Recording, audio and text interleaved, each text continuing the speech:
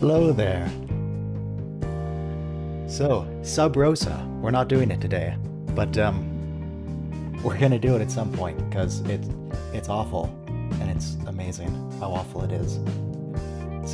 It's just painful to watch. Anyway, so we got a bit of a countdown here. Before we start, we talk about the episode briefly, or more importantly, does anybody here have a good, unusual popcorn topping they like? Because I have my own big bowl here, and I'm always open to trying new things. Does anyone have a good popcorn idea? What do you top your popcorn with?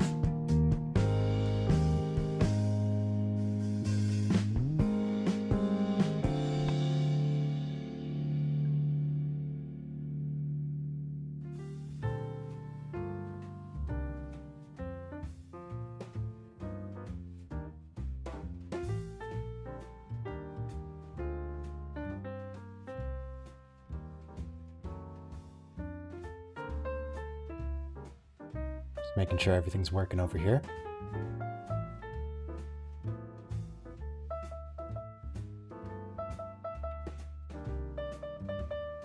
The portion packs off Amazon.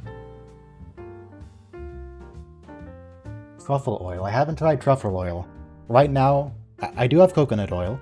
Mr. Chicskaby. Coconut oil is what I got. And don't worry, you won't have to listen to me eating popcorn. I've got my mute button right here. Coconut oil, butter-flavored canola oil, salt, black pepper, cayenne pepper, and... what's the other one? Chili powder.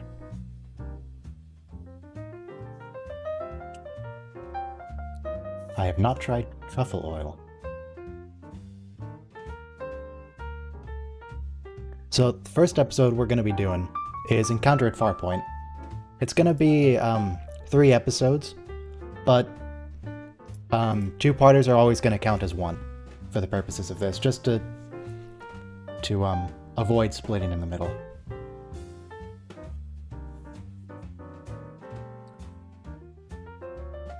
Oh yeah, we're doing episodes 1 through 4. We're getting the Naked Now in today. That's happening. Just... it might have been okay if it was like at the end of season 1. It's terrible, terrible for the second episode in the entire series. It relies on the characters acting differently than normal without establishing who the characters are, really. We just have 1 episode of characterization. But we're gonna watch it today. That's happening. I'll say I don't remember. Is the racist one in the first 4? It is. The racist one's in the, yeah. That's right after the Naked Now. We're gonna get 2 trash episodes in a row, and it's gonna be fantastic.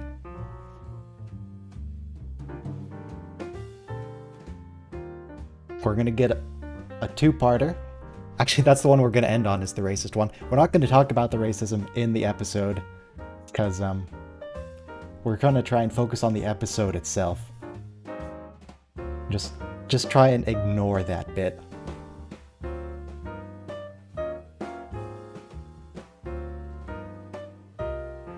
We can talk about it in the chat, but I'll be trying to ignore it at least. Just try and judge it on its own merits. Just pretend it's not racist. It'll be fine. We're coming up on the start, so I hope everyone has Encounter at Farpoint queued up. Yeah, on Amazon it's also a 90-minute episode rather than 2-parters. So we'll just keep playing through. We'll just keep going. After Encounter at Farpoint, we'll take a 5-minute break. People can go and get a drink. I forgot my drink. Well, that's okay. Then we'll watch the Naked Now, then we'll take another 5-minute break, then watch Code of Honor. And it's going to be... look, it'll get better as the series progresses, is all I'll say. Anyway, get ready to start. We'll be starting in 5, 4, 3, 2, 1. Go. And I should probably turn off the jazz. You don't need that going over it. No, we're starting on episode 1 and going through 4. We're doing episodes 1 and 2, which is the Farpoint two-parter. And we're doing episode 3, which is The Naked Now, and episode 4, which is Code of Honor. Of the Starship Enterprise.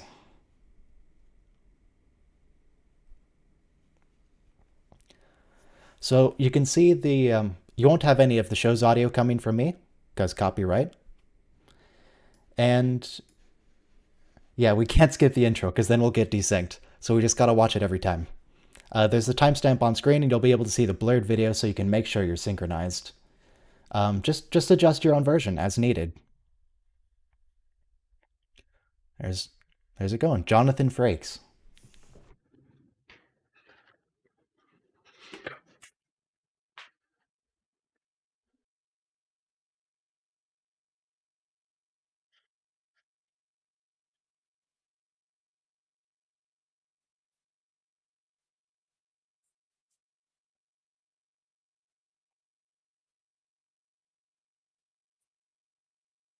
Yeah, Amazon does the time remaining as well. So right now I have 129, 57, 56, 55, 54. I guess as long as multiple series do it, it's not really an issue. As long as it's consistent. But it's okay. Yeah, we're gonna get a space jellyfish. And one of the best 80s Star Trek names, or sci-fi names in general. It's it's just the most 80s thing. We'll get to that later. LeVar Burton, I don't he was in Roots. Yeah, everyone knows Roots. He was Kunta Kinte. I don't even remember the name that he was given later. It was Toby, wasn't it actually? Dang it, Seal. Just it's not that complicated, Seal. My goodness. Nah. It is our first view of the Starship Enterprise in show.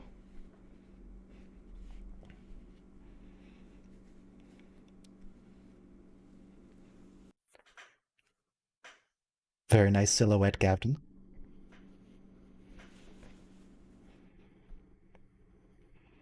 Oh man, he really needs that Mandarin collar.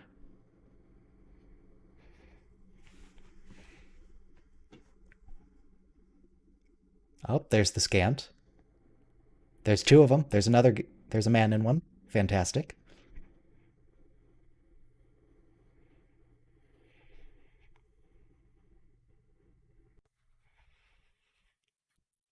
Not just the uniforms are weird. Worf's forehead is also weird. He looks kind of poofy.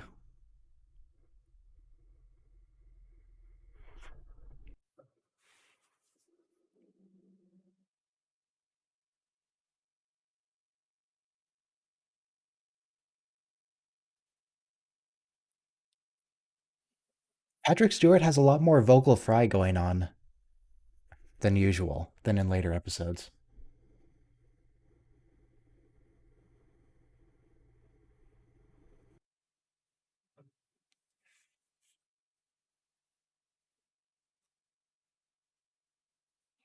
Snoop. Counselor Troy's outfit,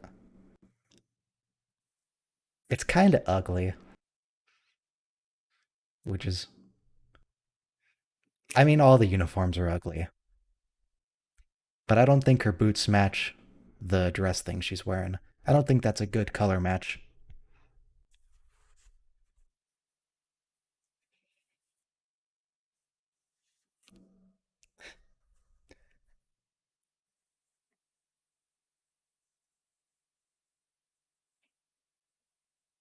Yeah, Troy's uniform gets better.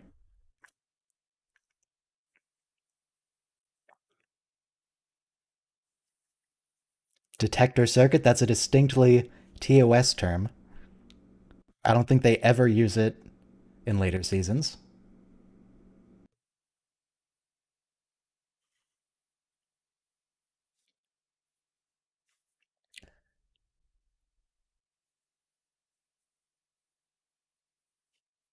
Daniel, I don't understand the question,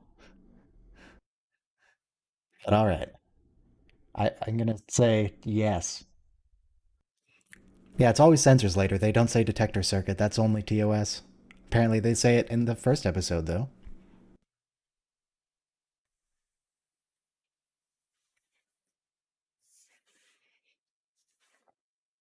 Good old space lightning sounds.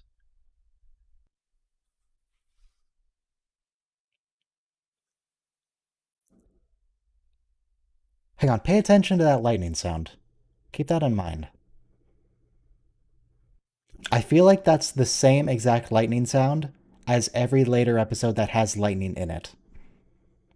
I think they only have one sound clip for lightning.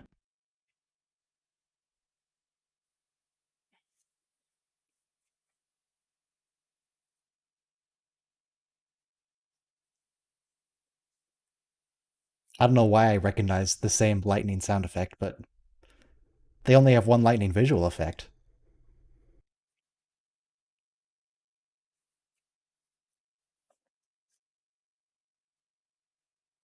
Is he supposed to be a Spanish explorer? Like, Columbus era?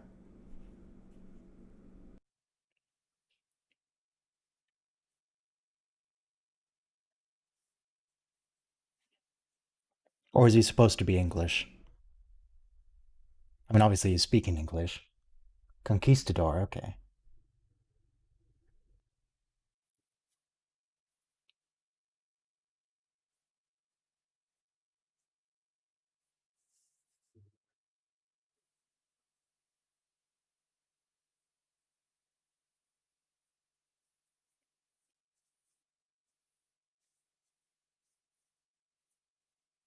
Oh, there's Worf's weird forehead. Poofy hair. That gets better later.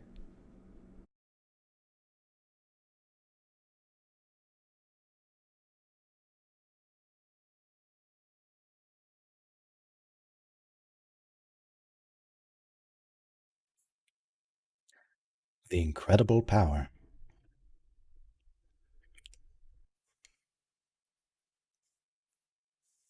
I think in this episode they hadn't decided that he was going to be basically omnipotent. Certainly extremely powerful, but they act like he can be confronted. Whereas later it's not an option whatsoever.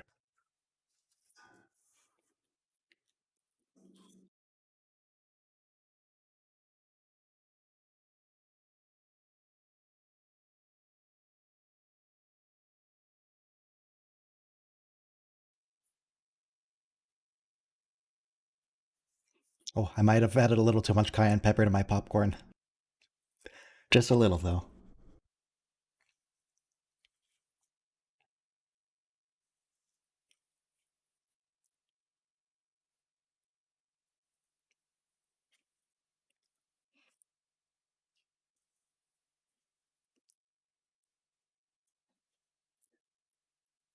Oh boy.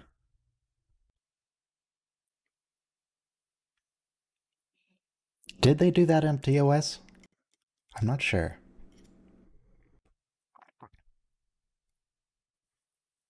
See, Lieutenant Torres is fine. Everything's fine.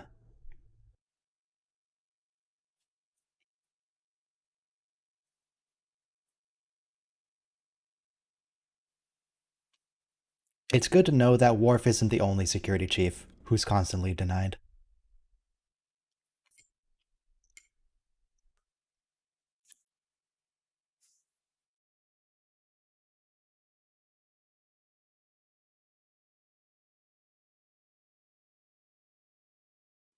I just noticed Q's teeth. They like curve down to his two front teeth. It's not even, it's the two. He has buck teeth.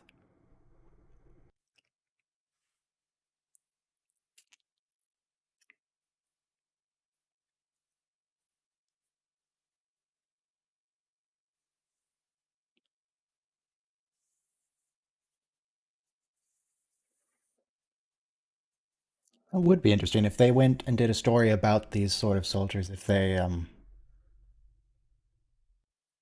Actually, wouldn't this be the era? Um. You guys remember in Discovery Season 2 that colony of people who was rescued during World War III? Wouldn't that be the same era as those drug soldiers, or did those come after? Was that after World War III?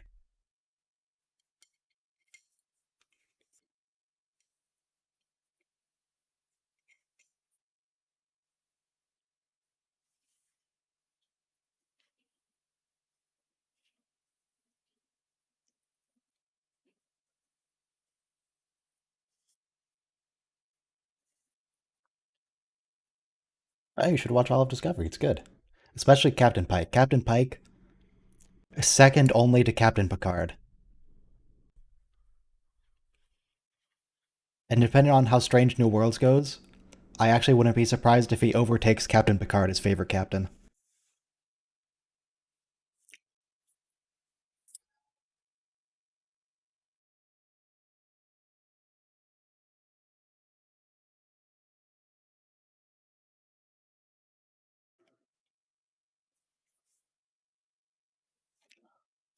Look, Picard's amazing. He's a fantastic character. He's still my favorite character in all of Star Trek, but I'm open to the possibility that they might make a better one. Captain Pike so far is fantastic. And will he get. If he gets better, maybe he'll overtake Picard.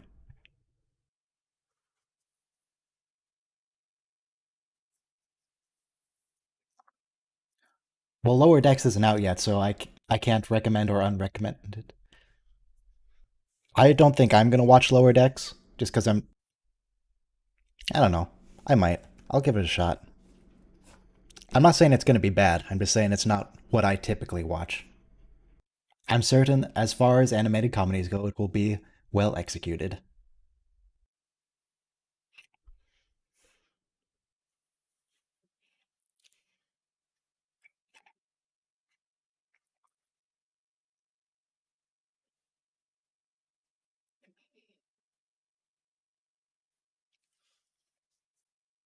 The Hostile. Do they. I'm just sitting here listening to all the phrasing they use in season 1 that they just completely get rid of. They don't say the Hostile later.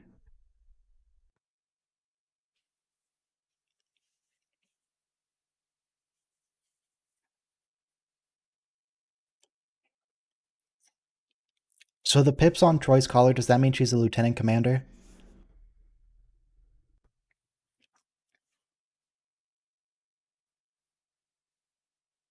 There was 2.5 Pips there.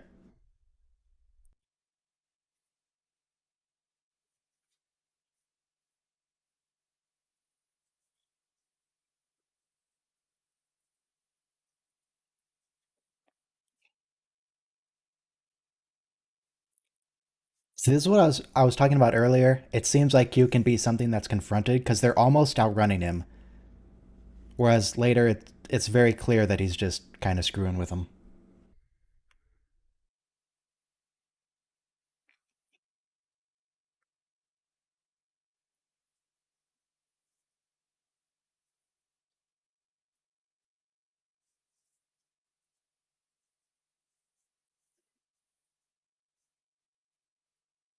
Can't the Enterprise go to 9.9? Maybe I'm thinking of Voyager.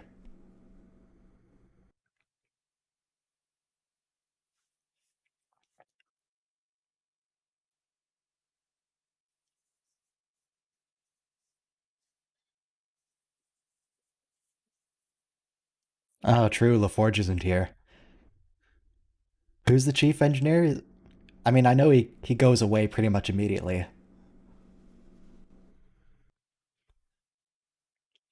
All I remember is I think he's a white guy.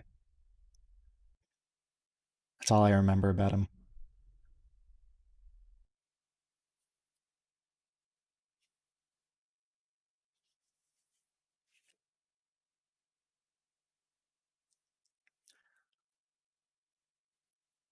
If this all goes well, we'll get to Threshold eventually, which I'm looking forward to just for the scene where the doctor yells, "Wake up, Lieutenant."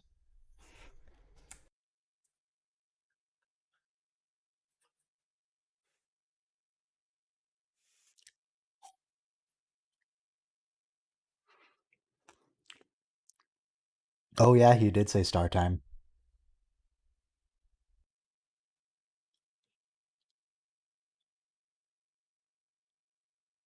I think the battle bridge gets seen again later in season one.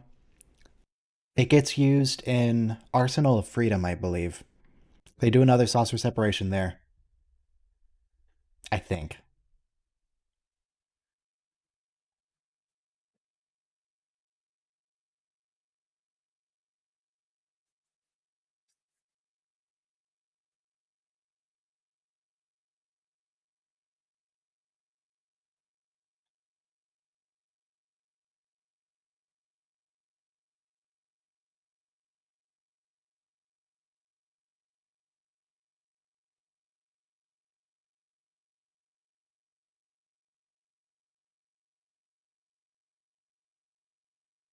This feels much more submarine than later TNG. I mean, I'm just this whole commentary is going to be this feels more X than later TNG because of course it does. Season one is completely different.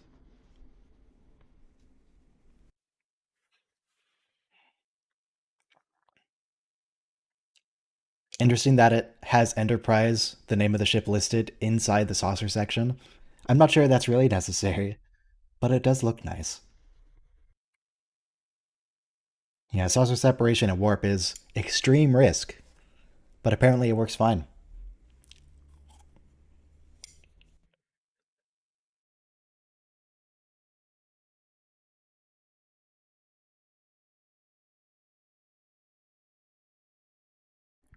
Data, of course, being fairly emotional, he's obviously quite happy to see the saucer separate successfully. Apparently, he gets tired of that later. Look, saucer separation is a cool idea, but the Enterprise without the saucer, that's why it just looks silly. It just looks weird. It needs the saucer on it.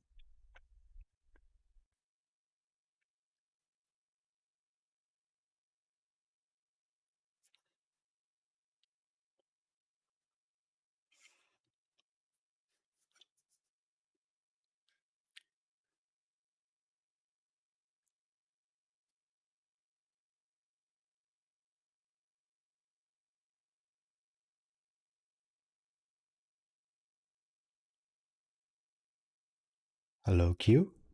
Okay. I mean, Q's omnipotent. He could just be here by now, but apparently he's taking his time.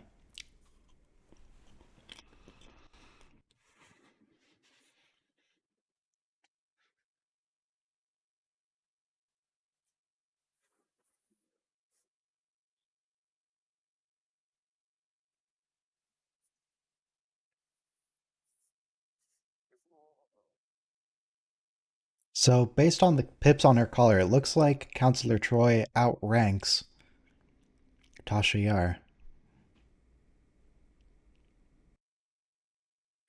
Honestly, I wouldn't have expected. Tasha Yar seems like a more important member of the senior officers. But then there is Ensign Harry Kim as a senior officer, so I guess rank doesn't really matter there.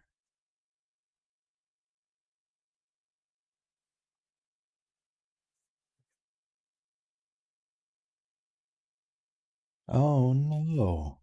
They surrender.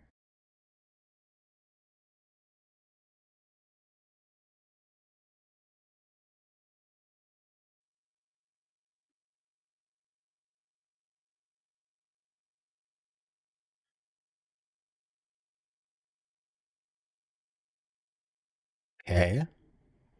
What's Q's objective here? Is he just trying to scare him? Okay, here's the court. We all got the court now.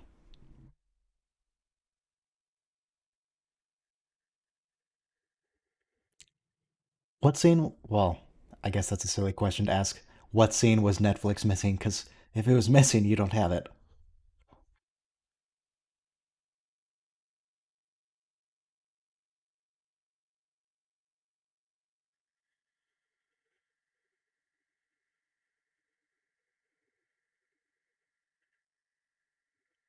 I guess these drug soldiers are post-atomic horror, not World War III. So the Terralasium colony wouldn't be the drug soldiers.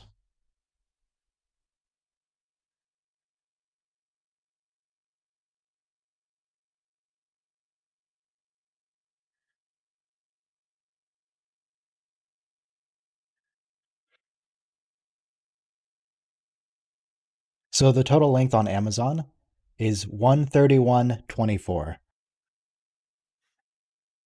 131.24. So if you want to compare that against the length of the Netflix episode, that would be ideal.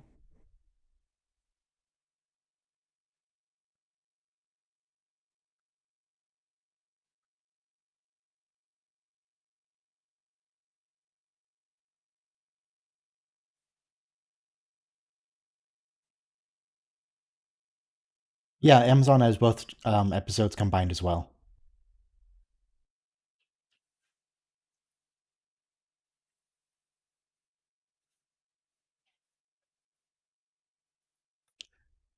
So it looks like Netflix is missing 13 seconds.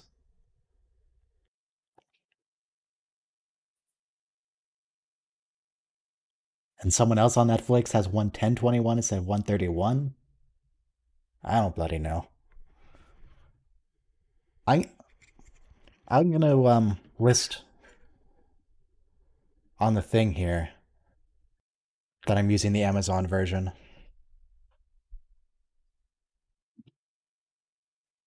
Amazon version. And adjust the other text down.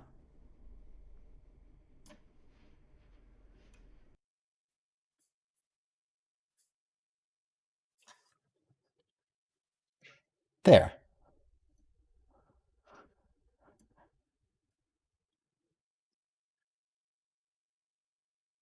A little bit lower.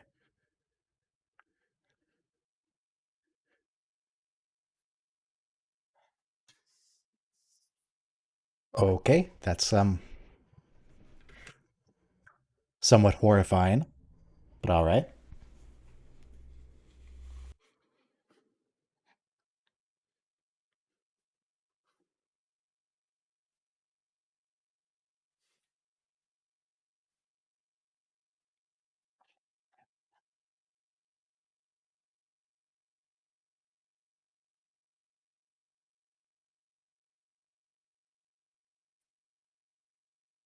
I I don't know what to say about that other than it's vaguely horrifying.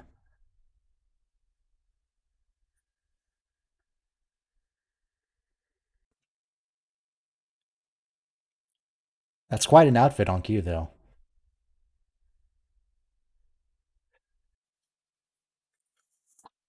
No, they can't just drag the boot. They have to use the rope. Dragging the boot would be uncivilized.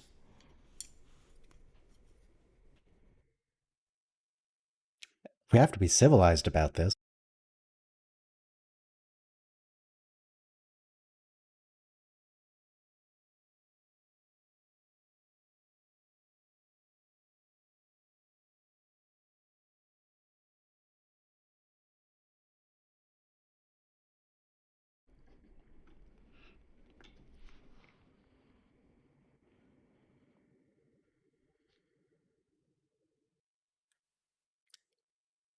Okay,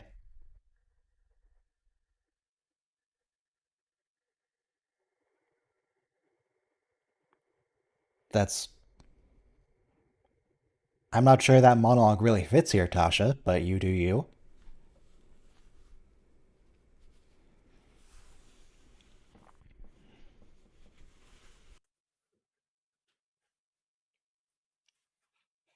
Hey, she was out of order.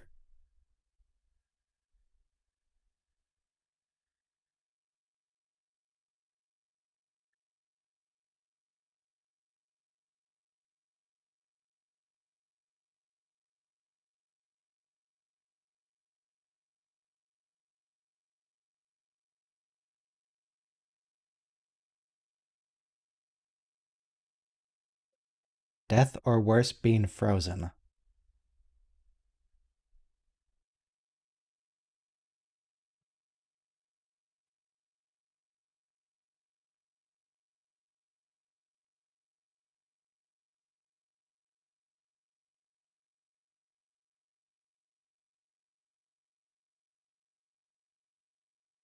And executioner, apparently.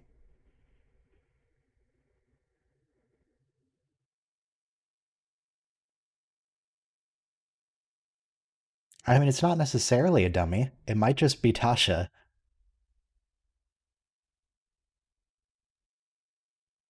Because they definitely were not opposed to covering people in all kinds of crazy stuff for the bit. They covered Riker in Printer Ink and Metamucil.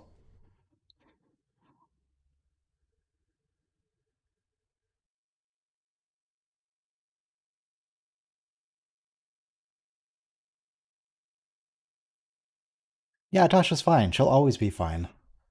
Really love her in season 7.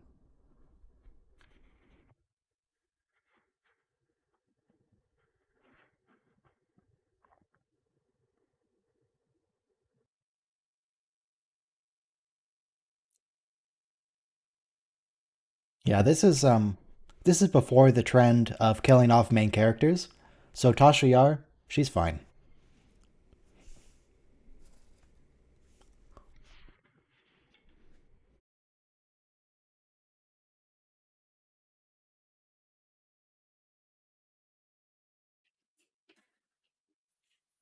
Yeah, she's in a season 4 episode.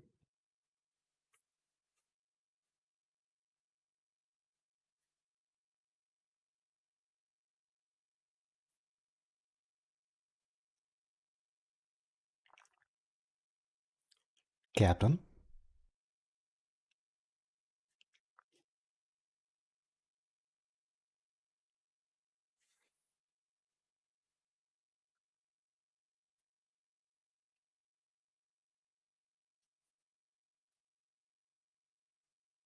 You gotta do what the judge tells you, Cap.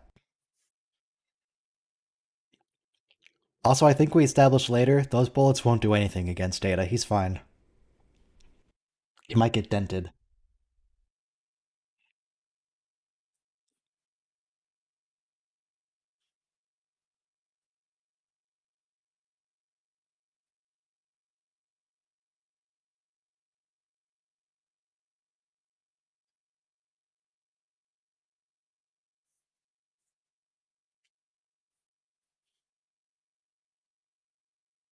What does it say his skull's made of? Cortonite and duranium?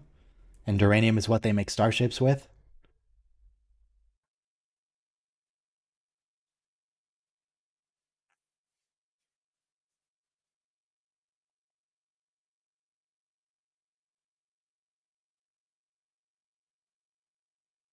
Yeah, apparently Data's impervious to bullets, but not impervious to people stabbing him in the back with a spike.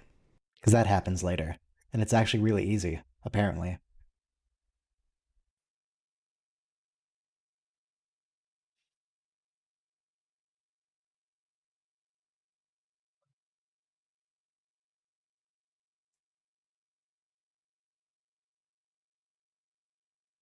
Do you suppose when they were filming this that Brent Spiner did a Patrick Stewart accent? Because he really loves doing it nowadays. But this was their first episode together.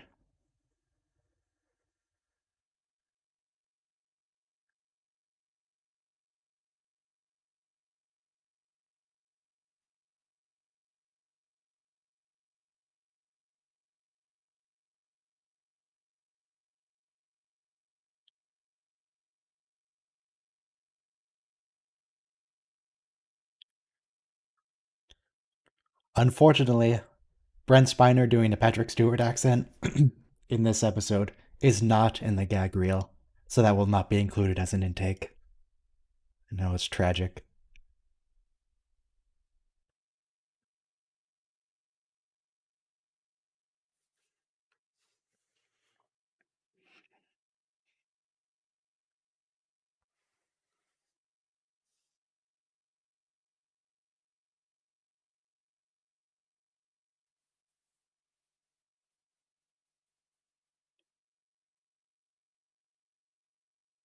Scene's playing a bit slow, isn't it?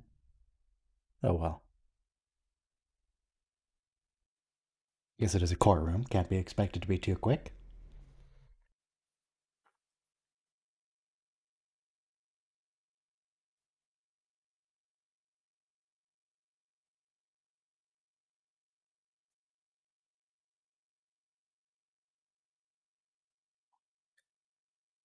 Ah, see, they thought of Q's outfit being too hot because if you look at the audience, a lot of them are like clutching their arms and shivering. So apparently it's really cold. And Q just has the appropriate amount of clothing. He needs all that. It's important.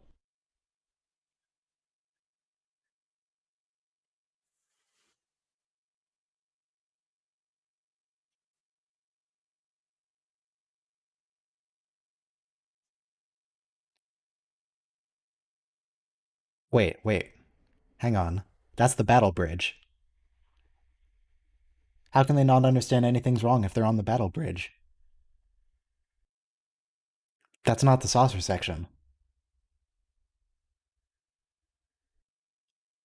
Pa- okay, sure.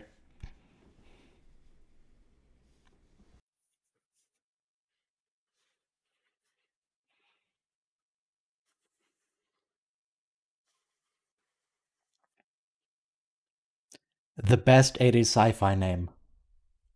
This man right here. Is he gonna say it?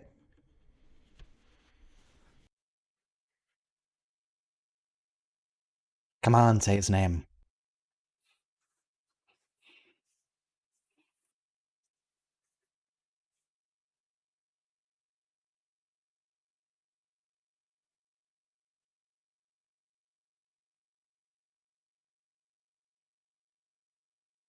Yeah, we've already seen a couple guys in skirts. I think we'll see a few more. Is that actually Denethor, or are you just saying it kind of looks like him?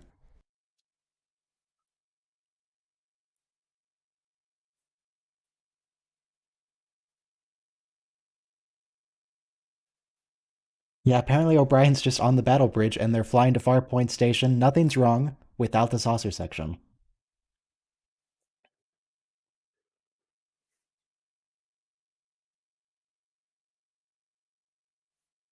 There it is, Groppler. Groppler Zorn. It's a very 80s sci fi name. It's fantastic.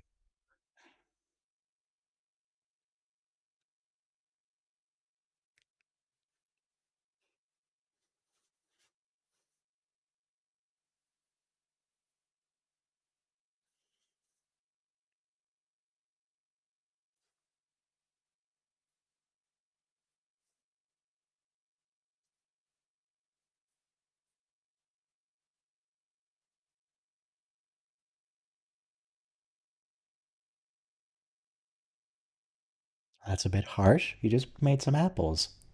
Relax, Groppler Zorn.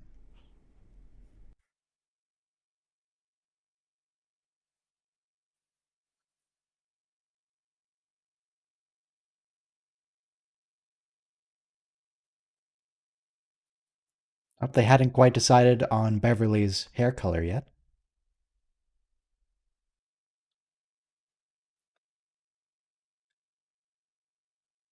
Oh, there was another man in a skirt on the left. He's out of scene now. But he was there. There's another one. He's in normal uniform.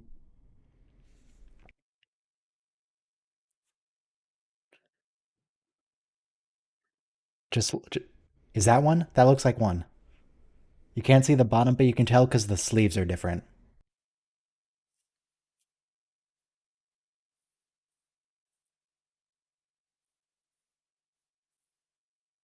There's another one in the background.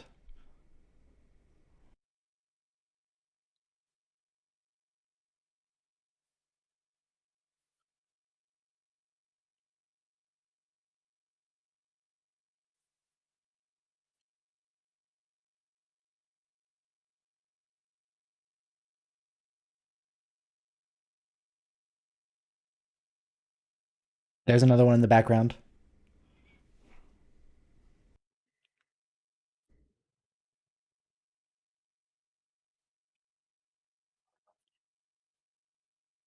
Yeah, see, it's fine. There's a lot of people in skirts in this episode.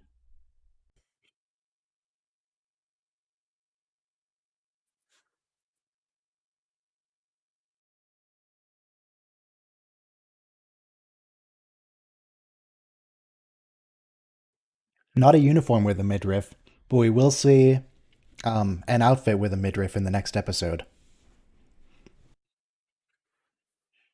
along with Data being fully functional. That same scene.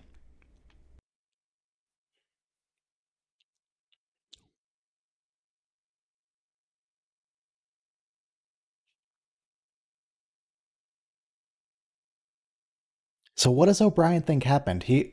Based on the scene, I just can't get over this. He wasn't aware that anything had happened, yet the saucer section is still gone. What does O'Brien think happened? What's going on? Where are the people in the saucer section? Do they still exist? Do they know what happened? Or do they think they're just hanging out at Impulse? Because the saucer doesn't have warp. What are they doing? Why didn't they rendezvous with the saucer section? Surely they need it. It was on the way, wasn't it? Because they separated from the saucer while they were on their way to Farpoint Station, and then they immediately turned around. Why didn't they rendezvous with the saucer section? I don't understand.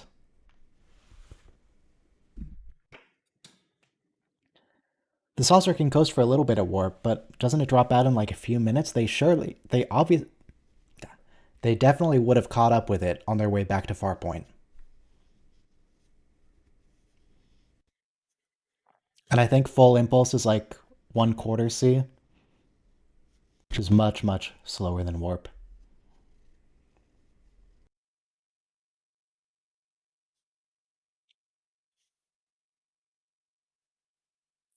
McCoy shows up after Riker and Data are on the holodeck, I think. The saucer can continue to move at warp briefly. I think it's only a few minutes.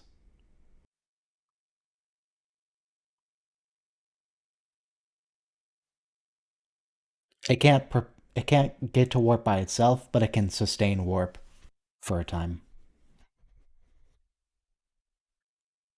if it separates at warp.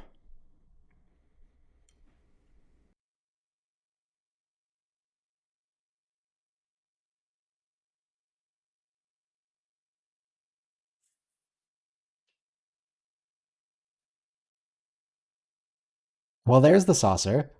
Apparently, it's they just passed it, went straight to Farpoint, and they're letting the saucer get to them.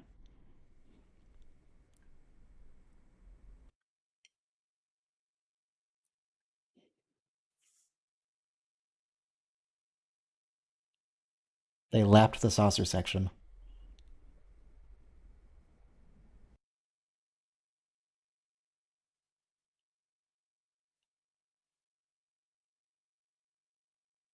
Also, why did Q wipe O'Brien's memory of what happened?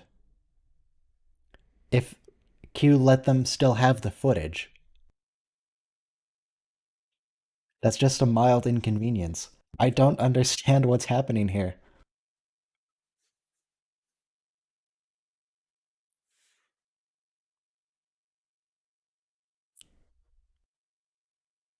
I normally don't think of the episode this closely, but I mean I have to talk about it now. So I'm just thinking of all the weird things that are happening.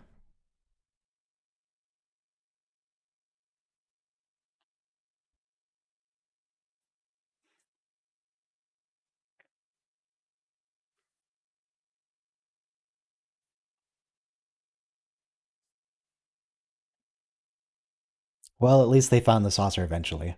It all worked out.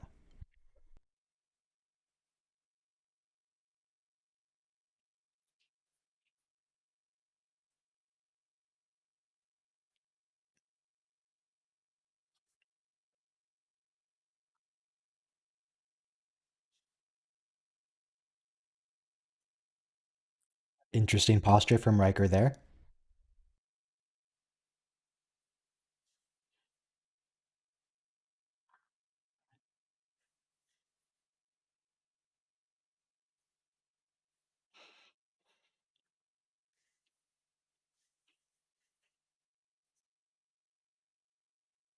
Oh, Brian's on the left. And he's. No, they're both helm?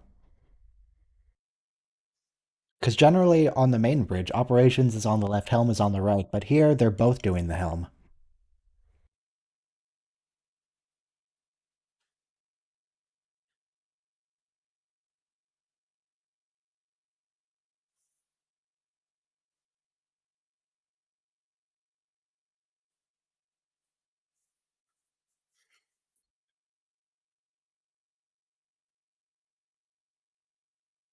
I guess it would look a bit silly if O'Brien was just kind of sitting there doing nothing.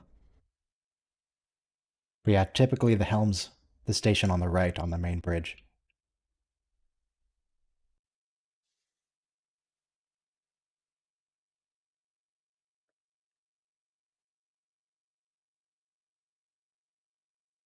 Hang on, you just said all velocity is zero. Not all acceleration zero, all velocity zero. That means no inertia.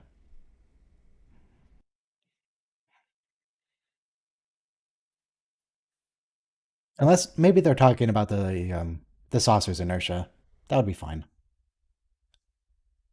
But that, you know what? I'm not going to think about it. It's fine.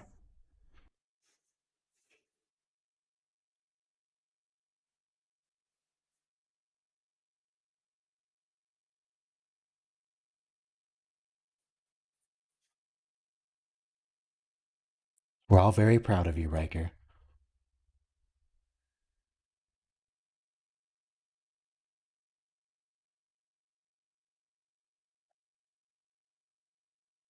Oh, what? Wait, is that Target brand? Is that supposed to be future sci-fi? Because that's clearly just the Target logo.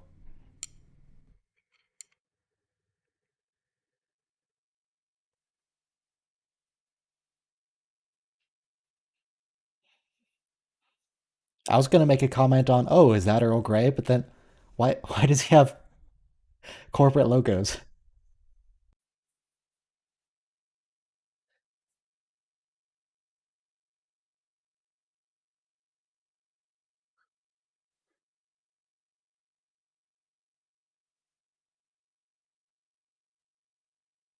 Interesting that it has little indentations in the side for his fingers, though.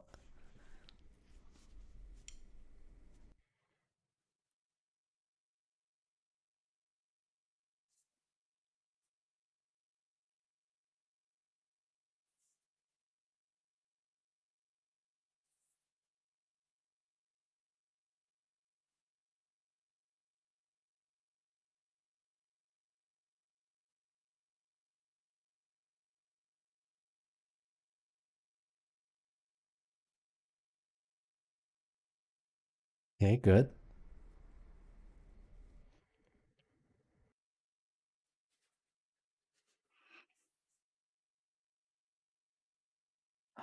Swearing in Star Trek? In my Star Trek? They would never swear in Star Trek.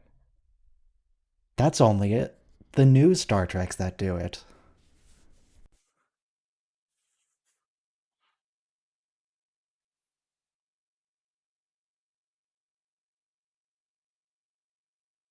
I get so many comments of people who are like, this outtake that's swearing isn't TNG. That's not an outtake. That's just new Star Trek. No, come on, people.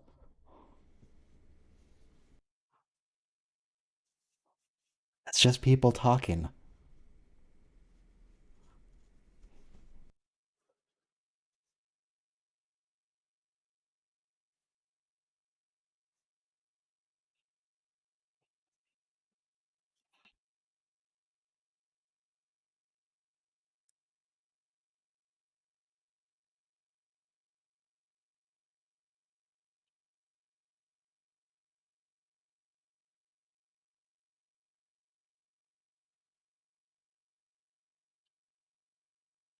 Okay.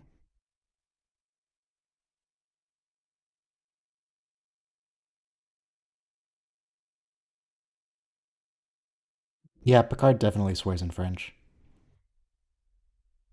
That time was English.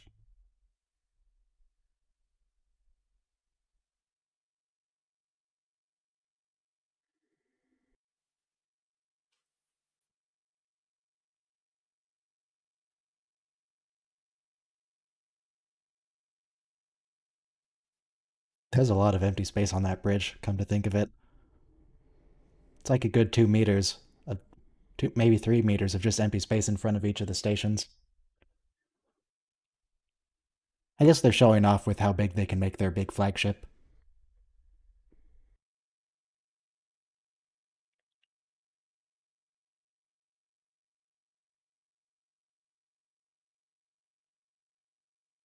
I certainly play Star Trek Bridge Crew. If you've played with someone who sounds like me and plays jazz music, oh hey, it's the doc. Whoa, whoa, he just swore there. He's not allowed to do that. This is family friendly content.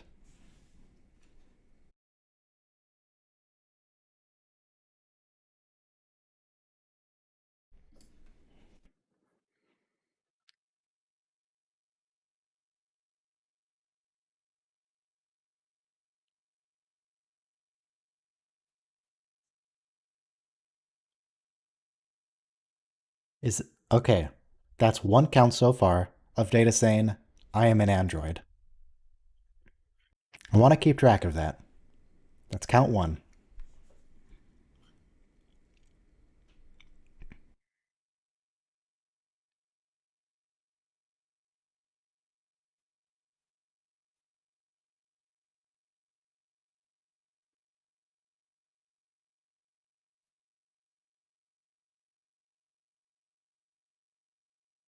It's a very shiny shirt.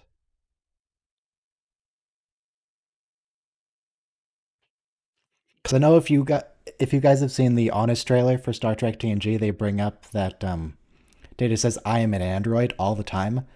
And now I'm curious, how much does he actually say it? Oh, that's an Excelsior class. Excelsior class ships are. It's a really nice looking ship. Looks kind of like a whale, but it looks nice.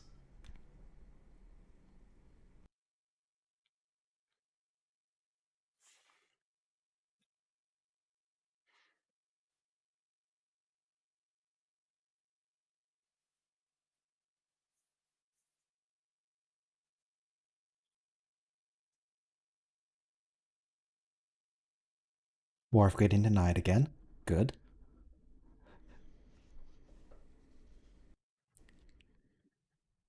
This is one of the few cases where Worf gets denied where he was actually wrong.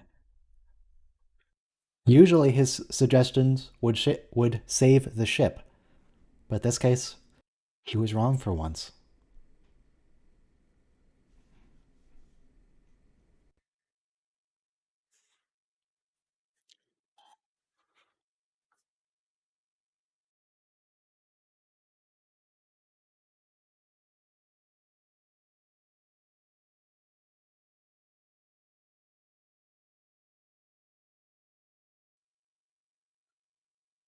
Whoa, whoa, whoa, Picard just swore in my Star Trek. He's not allowed to do that.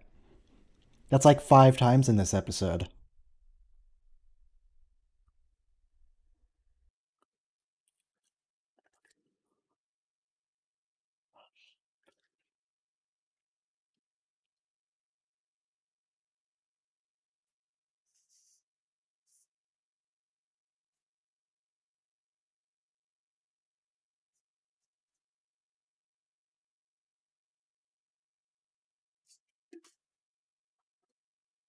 Man, that heckin' Q.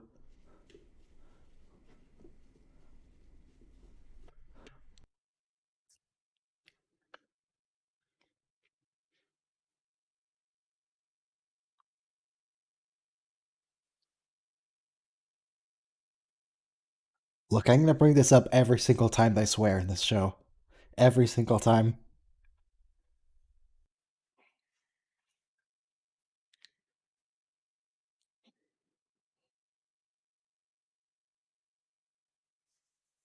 How do you suppose they clean those walls? Because they're padded. They're like a fabric. Do they steam them?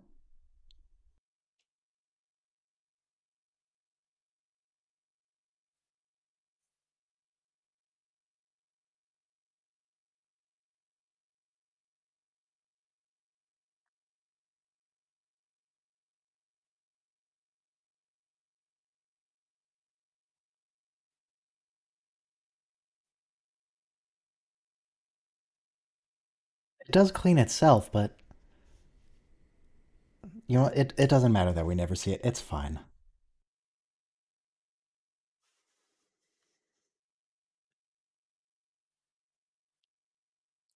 Yeah, it might not really be considered a swear, depending on context. I just enjoy poking fun at people who say swearing doesn't belong in Star Trek.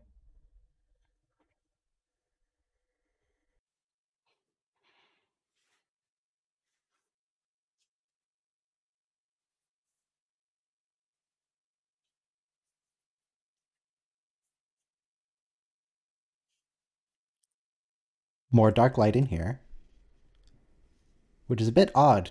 You might think it's just a cultural thing, but the outside of their area uses very bright colors in the materials.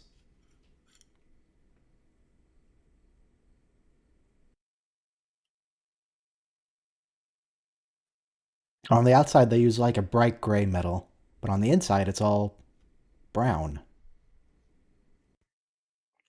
I assume the implication is they're underground, and that's sort of the rock face they're using as wall.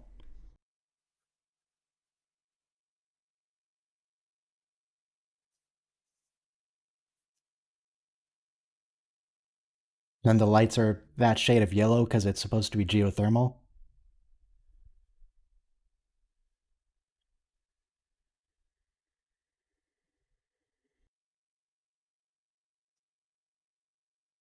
Oh, Counselor Troy crying again. Good.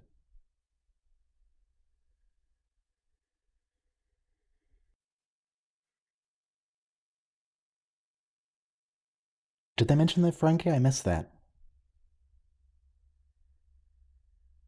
Oh yeah, he said something like, "If you're not interested, we'll sell to the Ferengi." Something like that.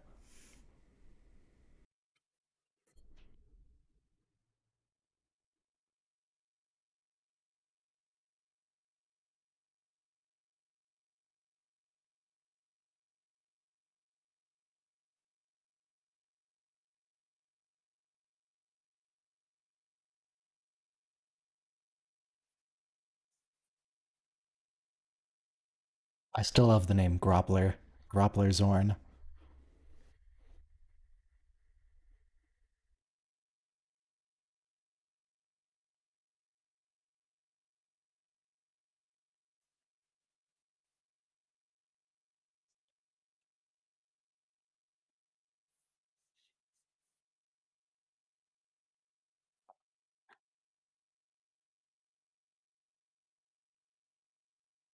Yep, there's the Ferengi.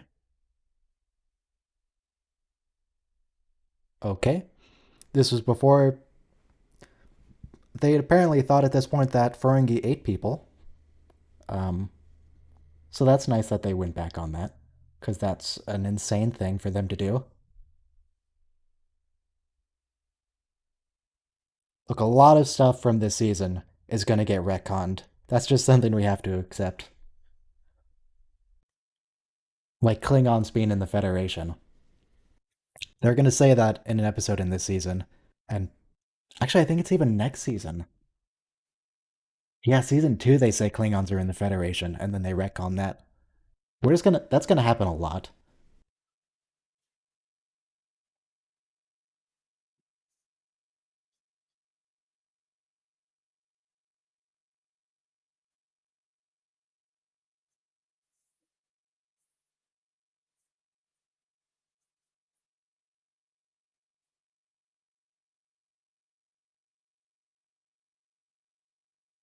Yeah, they know the Ferengi.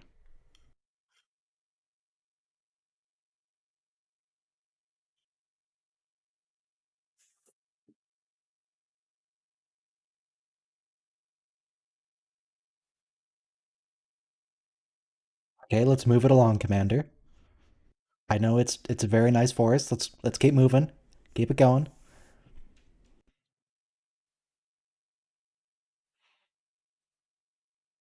I don't have any commentary I can make when you're standing on a shot of vegetation for 10 to 15 seconds.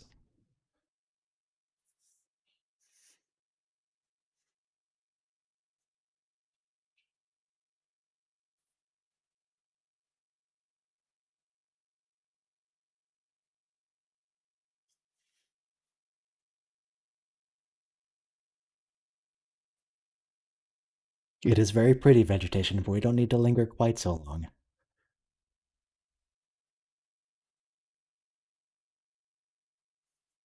Yeah, there's no reason the crew shouldn't know who the Ferengi are, because Picard has absolutely met them. Well, I guess he does say it's an unknown ship.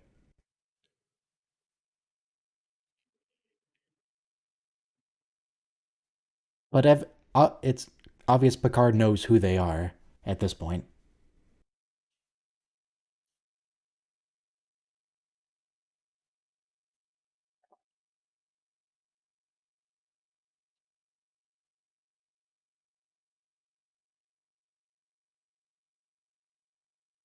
Oh, Data looks weird. Season 1.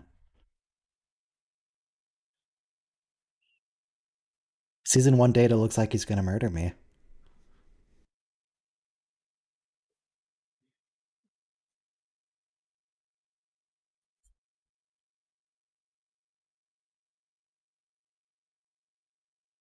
Ah, and he's gonna say the murder person phrase in a second. I remember this. Yet, I am superior in many ways, with his terrifying eyes staring at you. Thank you, Mr. Data.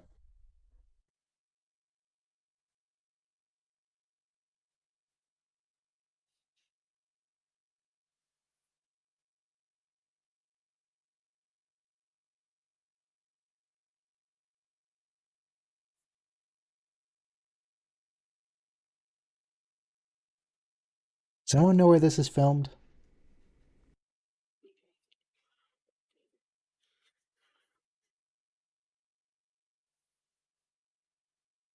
I know some shows will make like a small forest inside the set, inside the stage, and then just film in there and have a CGI backdrop.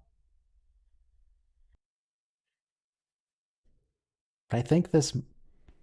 I'm not sure. Is this in a forest or is this in a fake forest on a stage? Because they are walking around a lot, so I'm inclined to think it's an actual forest.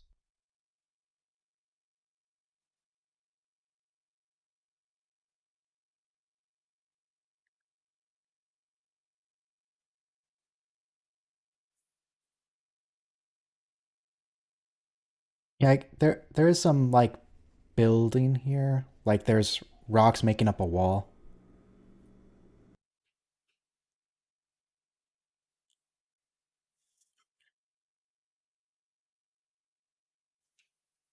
Okay, no location shots.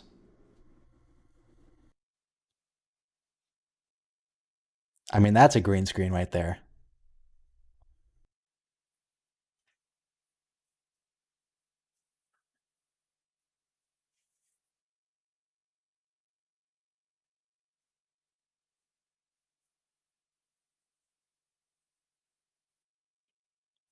So it looks like there's some debate over Klingons in the Federation. In season 2, they reference the Klingons currently being in the Federation, not allied with the Federation, specifically in the Federation. Okay, yes, probably a blue screen. They use blue screens on this show, not green screens. But you know what I mean.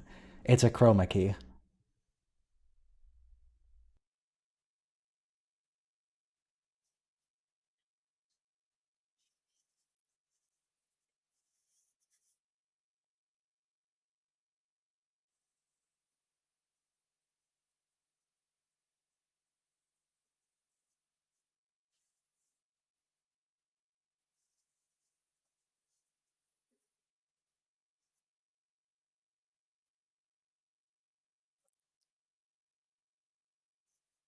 All right. This place had to have been a terrible place to live before the jellyfish showed up, because it's really barren outside of the single city with the vegetation.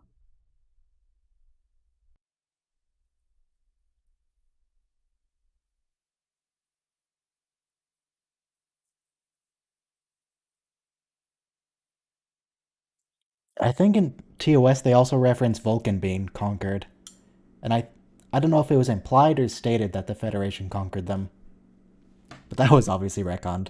That's not a thing anymore. I might be misremembering it a bit, but I think that was the gist of it. So yeah, there's going to be a lot of retconning in the first 2 seasons. Just don't take anything here as canon.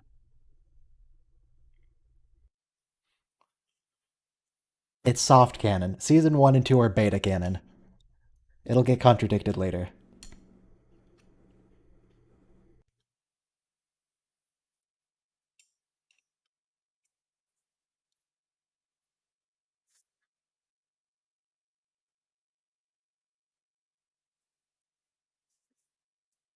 Okay.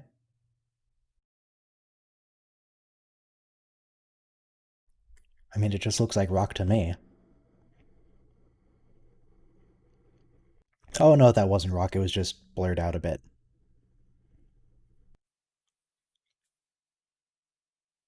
Yeah, the Klingons are, when it's retconned, they're allies, but not they're not part of the Federation.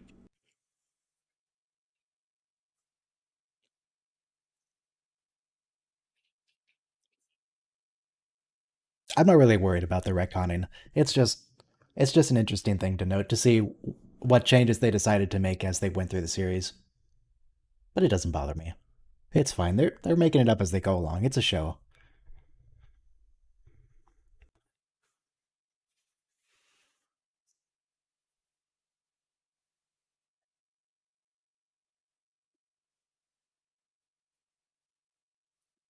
I mean, it's true that they're letting Marina actually do some acting, where later on she kind of just says things. But to be fair, this would get to be a really irritating trend if it was every other episode. Because she's a she's a senior bridge officer.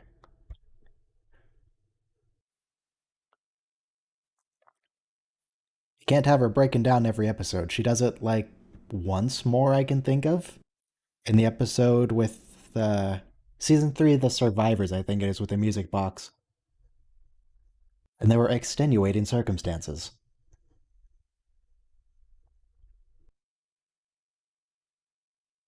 Yeah, she has some really good episodes. Face of the Enemy is really good. The episode where she becomes a commander when she takes the bridge officer test, that was good.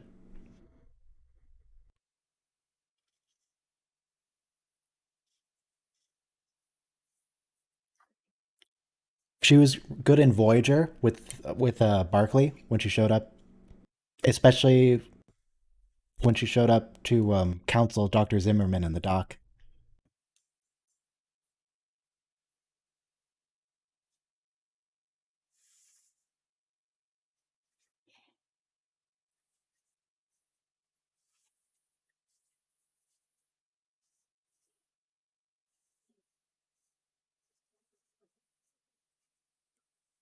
Night Terrors was night. Oh no, was Night Terrors the one where she's flying through the green sky saying like one moon circles, eyes in the dark? Was that episode? Because I mean, if you like it, you do you.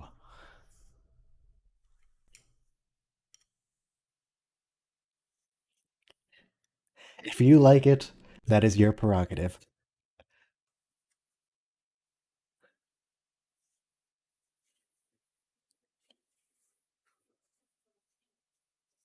We can get to bad mouthing episodes once we get to the next one. The very next episode, episode 2.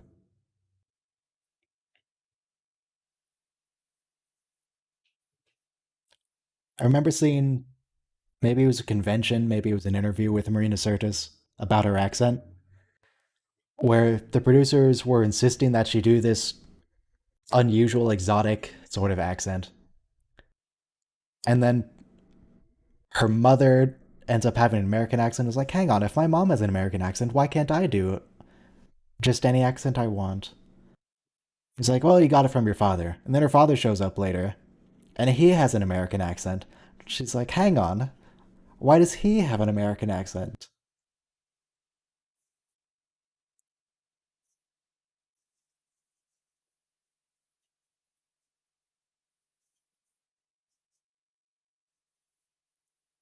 Yeah, she's British, but she an American accent probably would have she probably would have preferred to do that than some made up accent.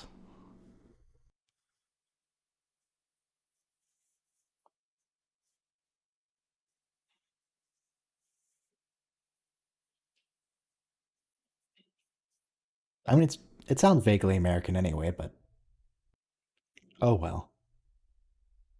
Vaguely.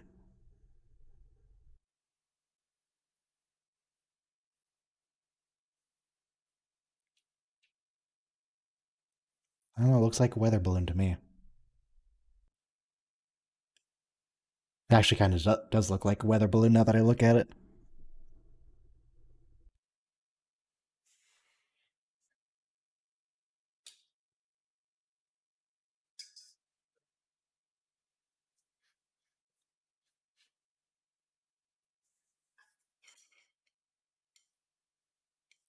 Picard is French, but Patrick Stewart also just can't do a French accent, as far as I've been able to see.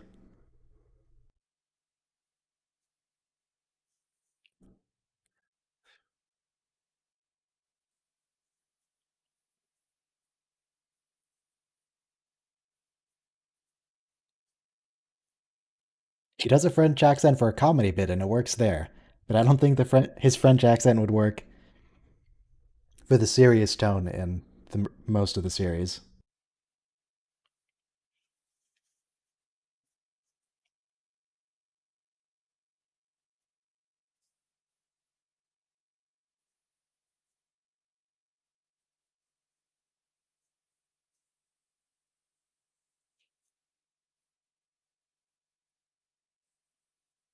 Yeah, he only does that French accent in an episode of Picard.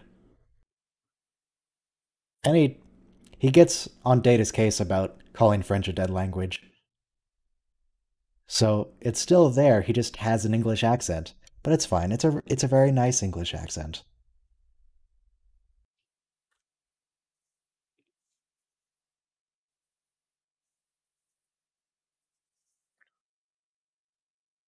Yeah, how did they actually live on that planet before?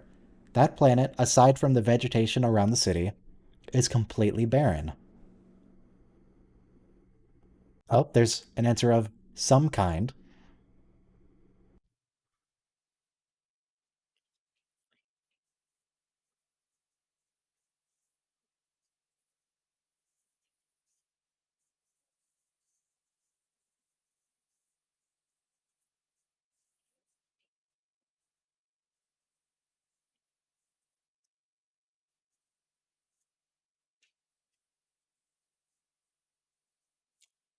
Is the away team currently inside the?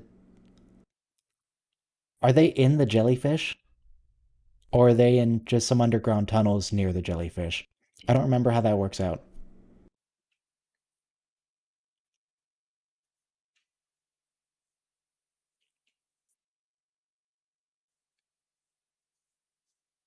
Okay, so they did have a city. It's like a desert town outside of Farpoint.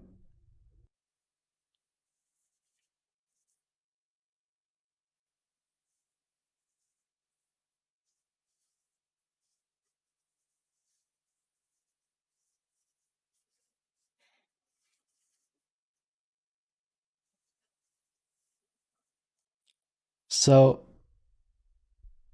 but they can't have been inside the jellyfish, right? Because they just. That's an exit to the old Bandy City. Why would the Bandy City that they moved out of have a tunnel into the jellyfish?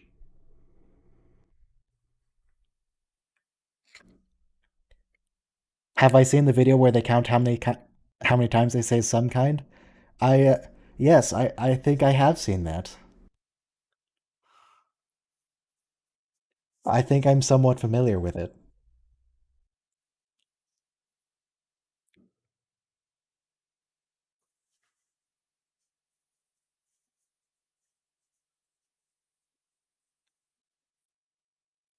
Oh, so Groppler Zorn is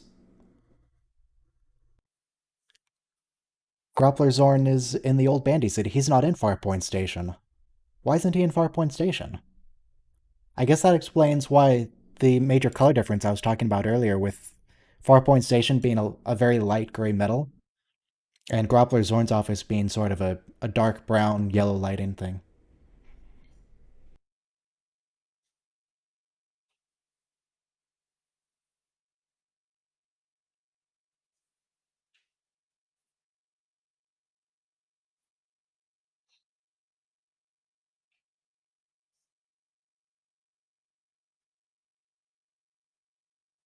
Yes, some kind, reverse the polarity. There's also, I don't know if they ever actually say it in the show, but there's the song Bounce a Graviton Particle Beam off the main deflector dish. Some good old techno babble.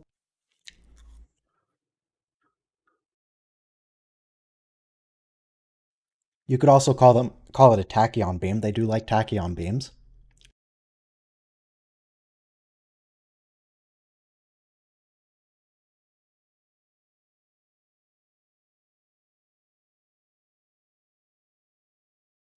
I mean, you can reverse the polarity of something. That's a thing, but it's not a no, it wouldn't work as presented in the show. Annular confinement beams are good. That's just for the transporter.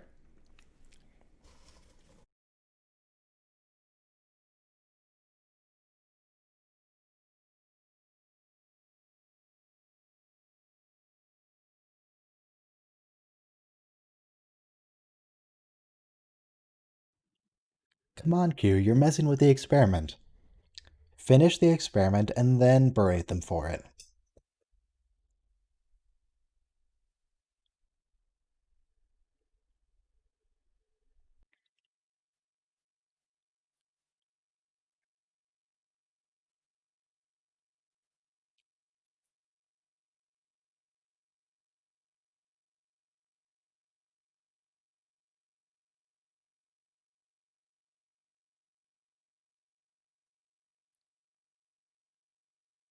So Q's supposed to be omnipotent, or not omnipotent, but omniscient here? If Q's omniscient here, why doesn't he know about the medical team? Or does he is he only omniscient about things he actually tries to look into deliberately, and he just never bothered to think of the medical team?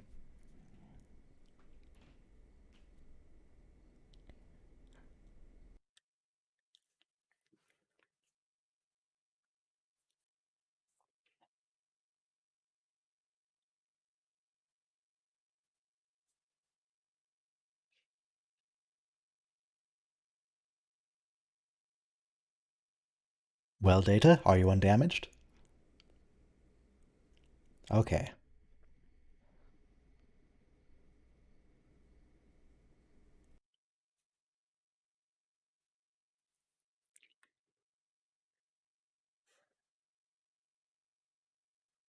Is that Groppler's Zorn crying? No, he's scared Groppler's Zorn. Everybody loves Groppler's Zorn.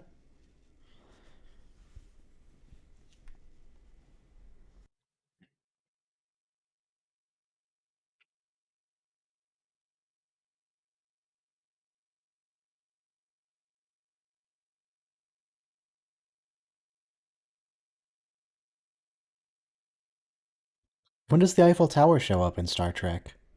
Oh, there's. It should show up on, near the end of this season, right? We'll always have Paris. I've never actually rewatched that episode.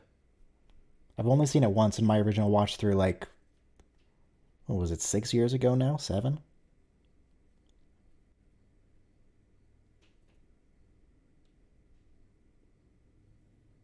Shows up in DS9 too?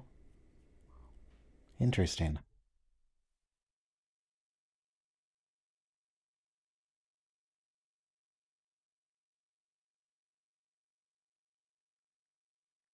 It's fine. Nobody cares about the Eiffel Tower. No one knows what it really looks like.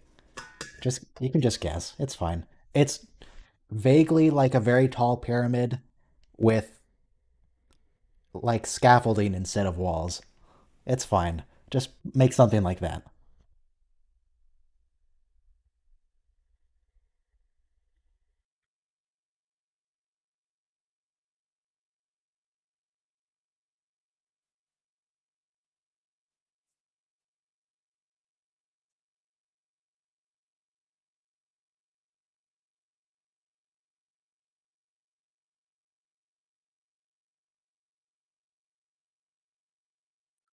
I assume Q using the term Mon Capitan is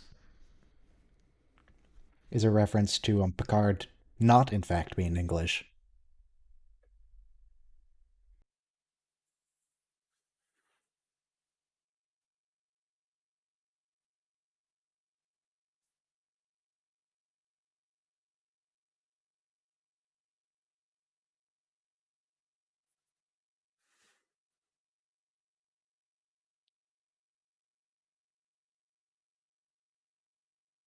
Apparently, Riker impressed Q a lot based on later episodes.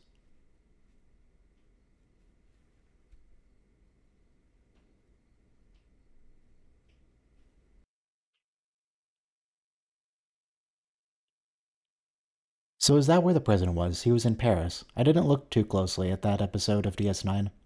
I just remember Starfleet Academy is in San Francisco. Starfleet headquarters? No, isn't Starfleet headquarters in San Francisco too? But I guess the president he has no reason to be at Starfleet headquarters. Yeah, that's fine. It's easy to forget based on the show. Starfleet is in fact not the entire Federation.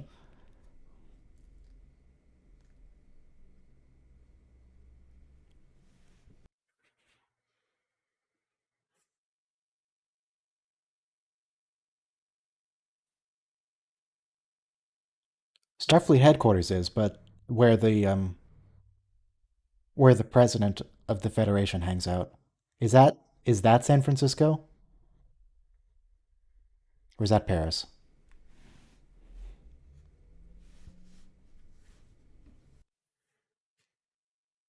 President is in Paris. Starfleet is in San Fran. Okay.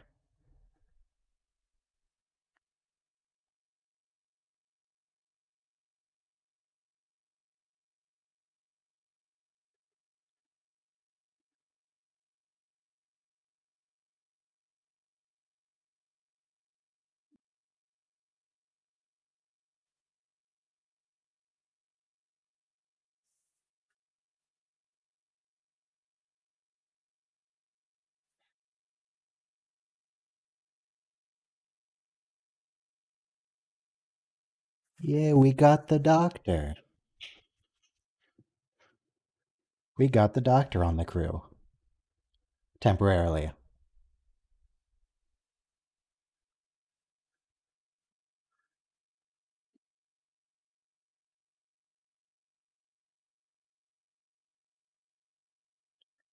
For about a year.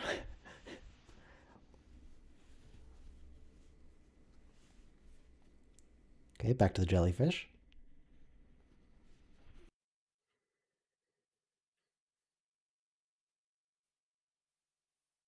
Do you think Data's eyes could be modified to see the same spectrum that Geordi sees? Because apparently Geordi's eyes are better. Well, not his eyes, but his visor.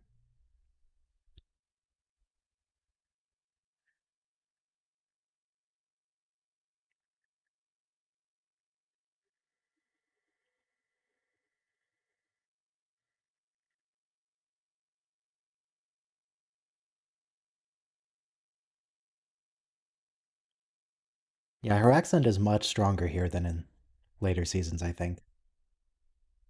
Troy's, that is.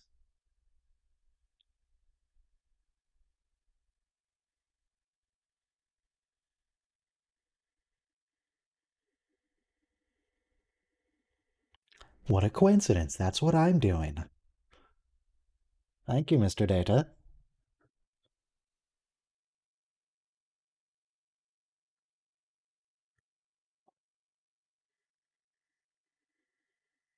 Oh, I don't recognize that tactical officer. Does she ever show up again? Blonde lady? Not Tasha. The other blonde lady.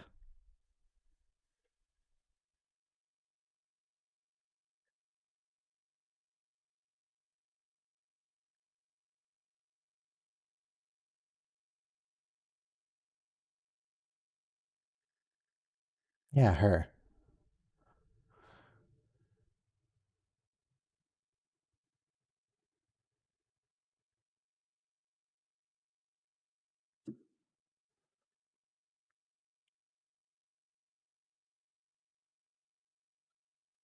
But if they kill Groppler Zorn, we're not going to be able to hear the phrase Groppler Zorn again.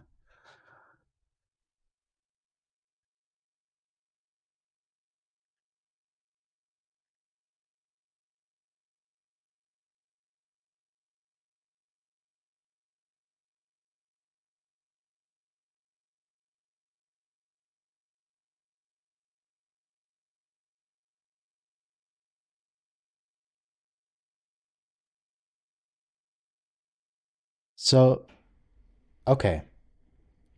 So Groppler Zorn is currently delirious. He's not responding to the away team, but he's also lying at the same time, saying he doesn't know what the alien wants.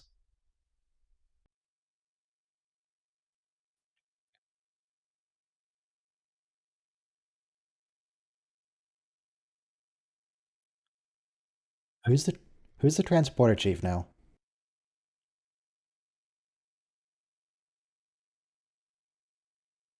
Well, I guess we'll never find out.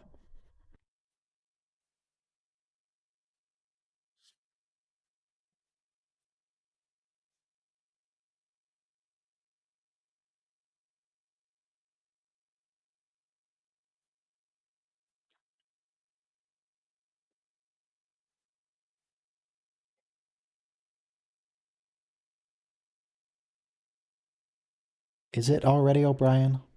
Because O'Brien was at the helm a bit ago.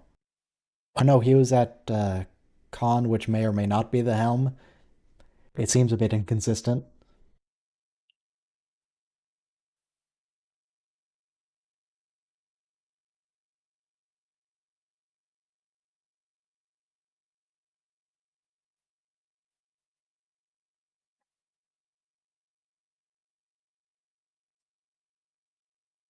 Yeah, O'Brien being an officer, that's just one of the many, many things that'll become retconned in seasons 1 and 2.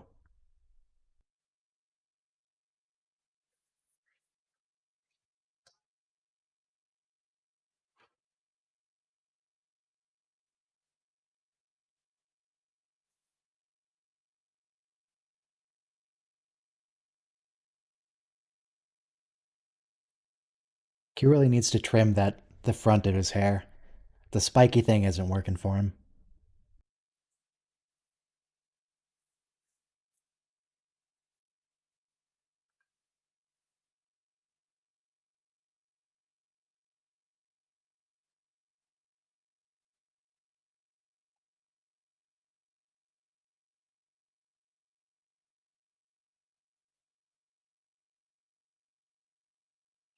He may not be. I mean, they can do that. He may not be called O'Brien yet, but he's always O'Brien in our hearts. We know he's O'Brien.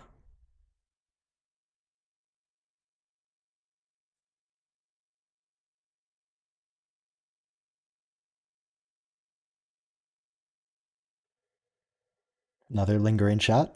Good 20 seconds.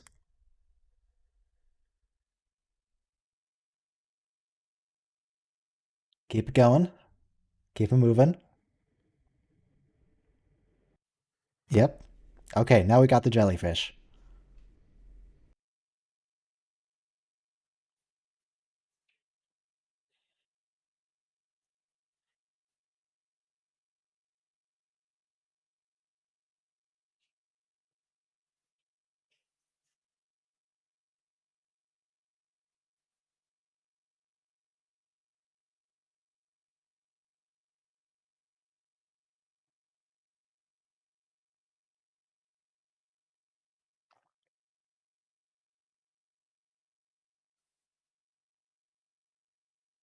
So the bandy didn't move into Farpoint. Farpoint was just like a trading hub then? Because I would think if they're making the jellyfish make stuff for them, then they would make a better city for the bandy to live in.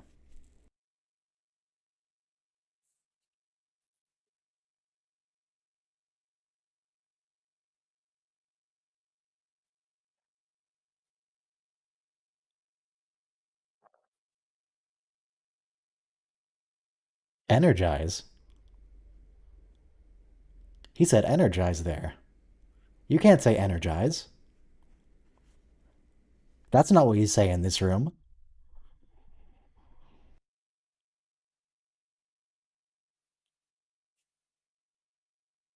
We established this yesterday.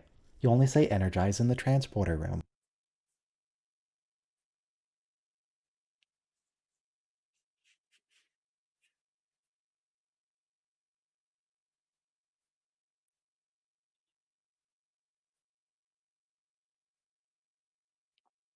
What happens to the people that are in Farpoint Station? It's not abandoned. It just turned into a jellyfish. Maybe they got transported to the Bandy City.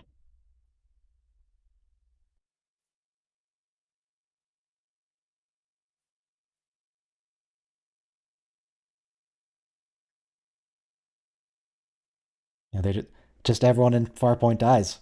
It's fine. Who cares about the other Starfleet officers that were hanging out making contact?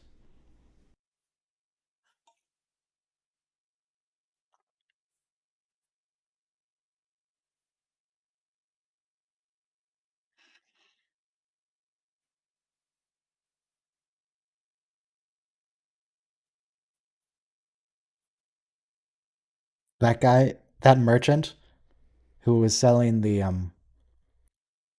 fabrics, he's dead now. Him and his fabrics. And he was a very good tailor.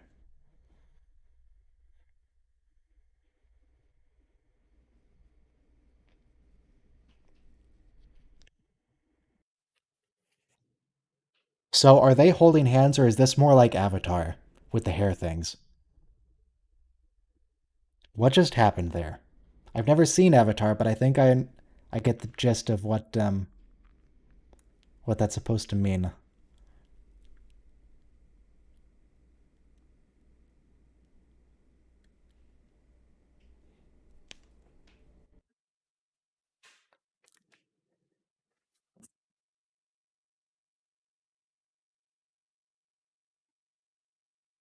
All right, it took some time, but we eventually got the jellyfish back together.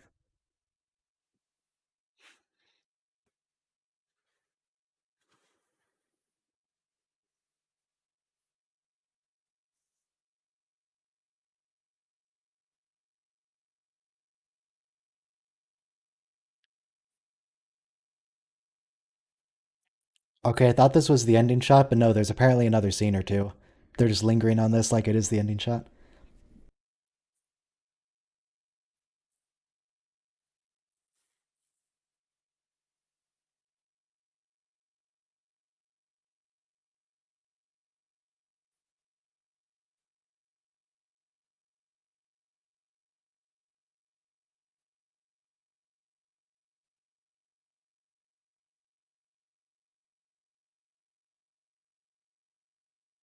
It's not murdering 100 planets.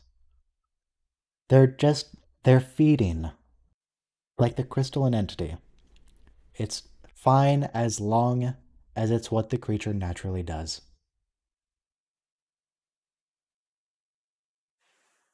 I did notice the colors on them. Yeah, they're one of them's pink, one of them's blue.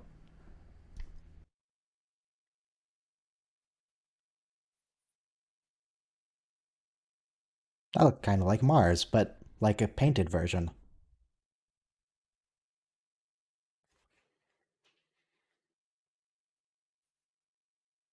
Oh, hey, Tasha's wearing the skirt.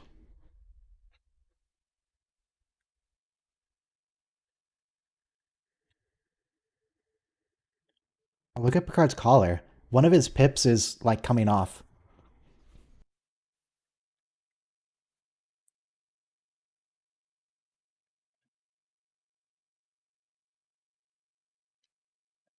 Okay, that was episode 1. That was the encounter at Farpoint. So it was a little slow. It wasn't bad overall. It was okay. It was fine. It's it's certainly better than the next episode we're gonna watch today, which is The Naked Now. But we're just yeah, the warp they used a different sound effect for that than they do in later seasons. Not sure why. Anyway, let me change the stream title. Well, not the stream title. TNG episode 1. The Naked. Did I hit caps lock? No. I don't like. It seems to just it moves my thing around. I have to readjust the text. There we go. All right, so next is going to be the Naked Nap. We're going to take a brief break. Let me put on some light jazz. You need to get a drink, go to the bathroom. Just want to chat about. Yeah, it counts. Naked Now is episode 2 in Netflix because it combines episodes 1 and 2 together. Farpoint Station is a two-parter that, for the sake of convenience, they just merge together.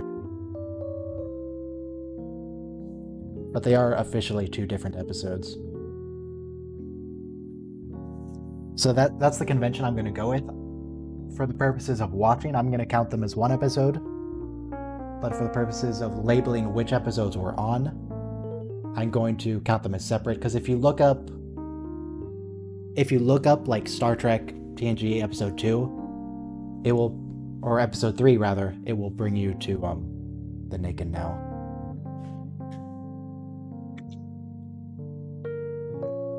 Just test that real quick. Yeah, if you look up episode... Okay, half of the sources are saying the Naked Now, half are saying Code of Honor. Look, I've already decided this is what I'm going with. I don't care if it's correct. It's fine.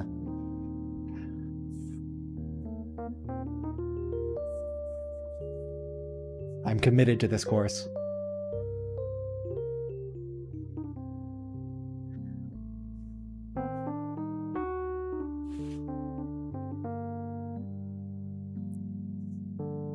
Yeah, that episode was definitely pretty slow though. There were a lot of lingering shots that didn't need to be as long as they were.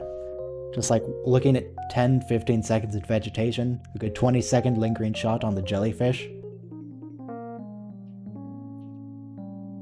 Those probably could have been trimmed down because the episode, it did feel a bit slow. It was still good overall. I did like the episode.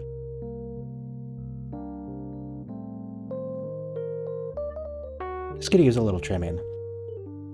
There's also, that reminds me of the, what's it called? The Star Trek The Motion Picture. I don't know which version I've seen. There's the theatrical version, which takes forever, and there's the director's cut, which is, I've heard, a lot better. I don't know which one I've seen. I just know I've seen one of them. And the one I saw was just so slow. The entire movie was lingering shots that took way longer than they should have. Presumably the director's cut corrects that. It speeds it up. It makes the shots more dynamic, I guess, would be the term. Director's cut is slow as well, but presumably it's faster, right? It's more watchable, because the theatrical is just, it hurts. It hurts. We don't need to see the Enterprise in that many different angles. We get it.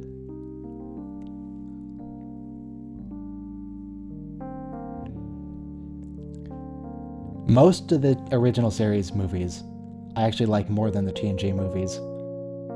But that first one is not great.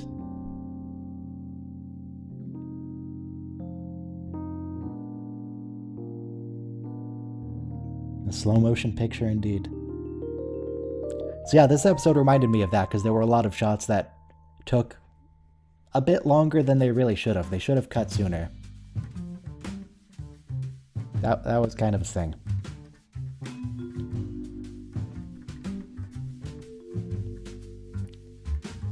You cannot be serious that Naked Now is one of your top 5 episodes. It's just... Really? Okay, we're gonna be starting it shortly. Someone asked earlier if there's a uniform with a midriff. We're gonna see certainly an outfit with a midriff. 4536. No, mine is actually 4535. But yeah, we're starting now. Yeah, don't worry about how Data became drunk. Don't worry about it. It's fine. It's supposed to be a comedy episode, just accept it. Yeah, season one can be hard to rewatch. That's why you watch it with people, so you can make fun of it.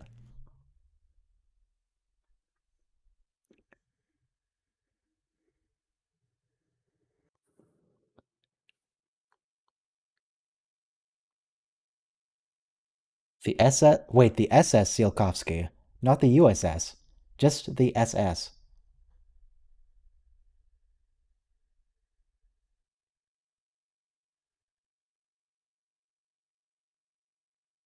Oh no, I do not like how she said blowout. Someone's about to open an airlock. Yep, there it goes. Someone opened an airlock.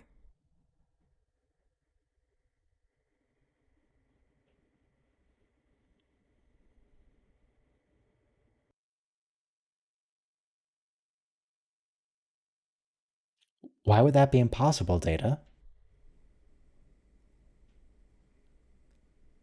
I mean, you may not understand why they did it, but that's not impossible.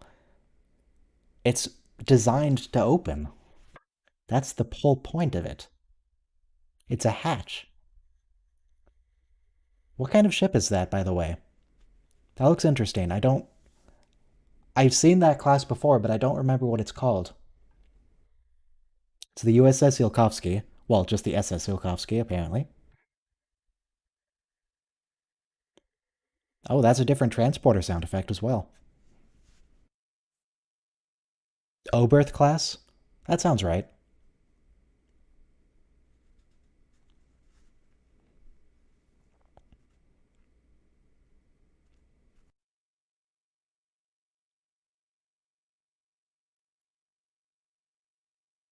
I guess the lingering shot is appropriate here because it's supposed to be a mystery, so that's fine.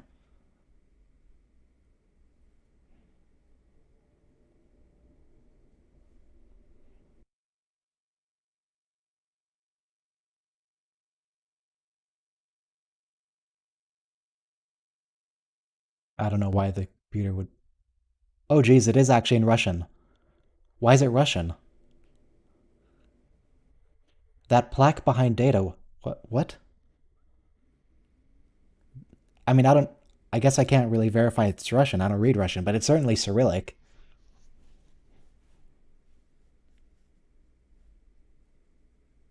Why is that plaque behind data in Cyrillic? Does that ever happen again? Is this the only ship that does that?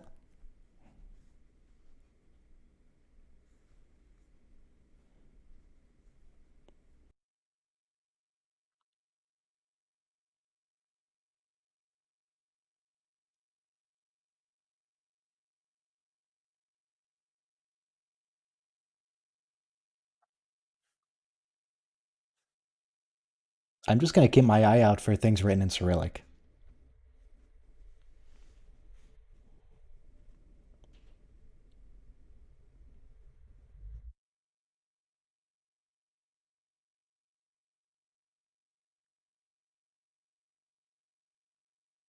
Yeah, nobody's wearing an environmental suit. They knew the emergency hatch blew. If they don't understand why that happened, surely they suspect there might be damage to the ship. Maybe an emergency hatch would blow again.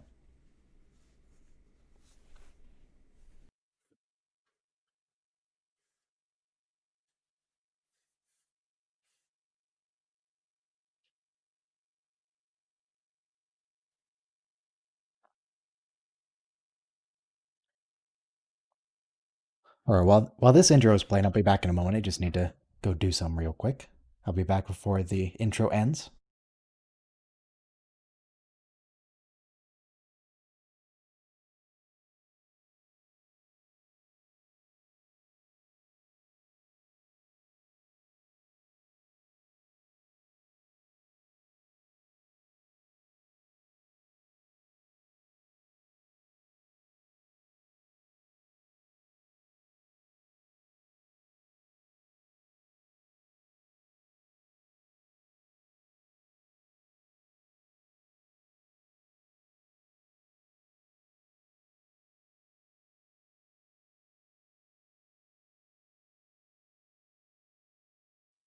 Correction, that's by Groppler's hammer. Mr. Zorn, if you will. Mr. Groppler Zorn. Does it? Does it start in our solar system? Because I never actually watched it that closely. I had never actually looked at the planets.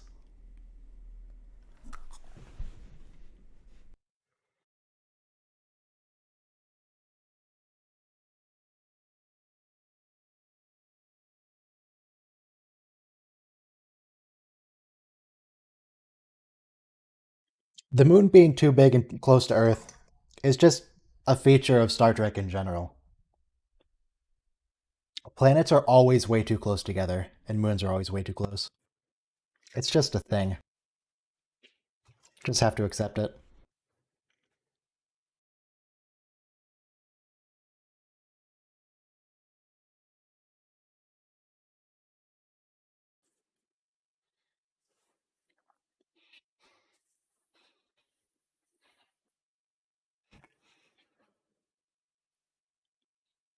Does is Troy wearing lights in her hair?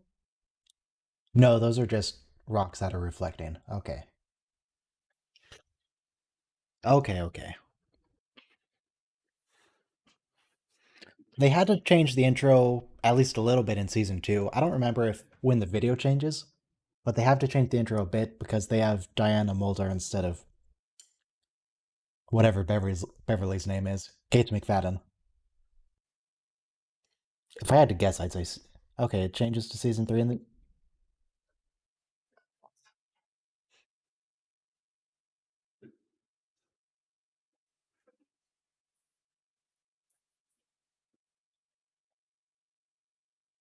why is Riker staring at him?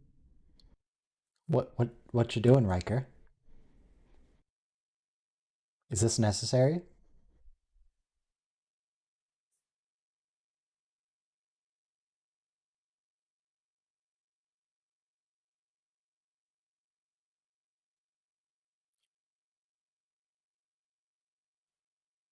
Why is he supervising the physical? I don't get it.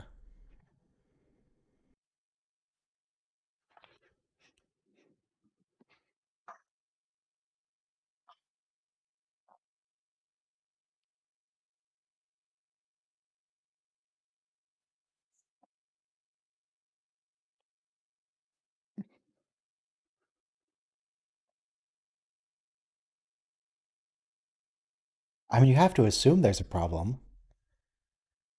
He got sick. Also, that's a strong green light on Data. He got sick right after going to a planet with something mysterious that killed everyone going on. You have to assume he picked it up from that ship, right? You have to quarantine him.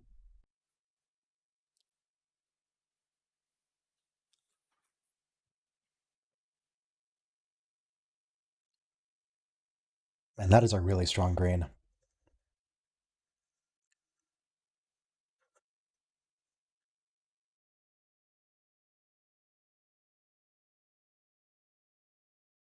And if you know, Geordi had to have picked something up from the other ship, where everyone was dead. Presumably you quarantine the entire away team. But no, Riker's just walking around chatting with people. Everything's fine. Don't worry about it.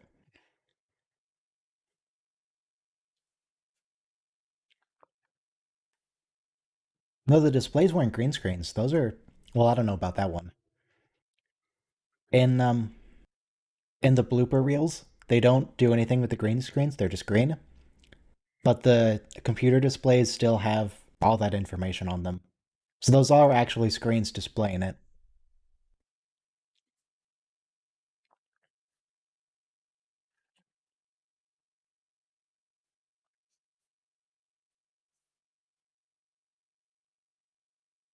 I don't know if they were actually screens or cutouts, but they're definitely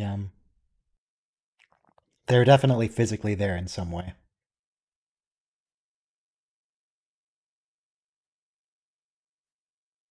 I know it, starting at Enterprise, they were definitely real screens. Okay, I guess I don't know that. In Discovery, they're definitely real screens. I'm pretty sure they're real screens in Enterprise.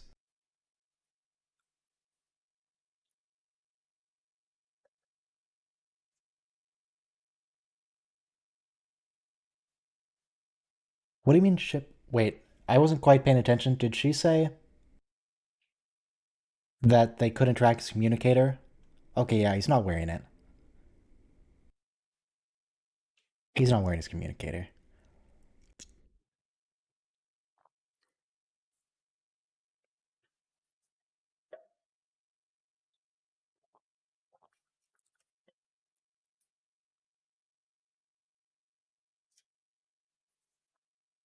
Yeah, I was gonna say, like, why can't they just track that? No, that makes sense. They thought of that.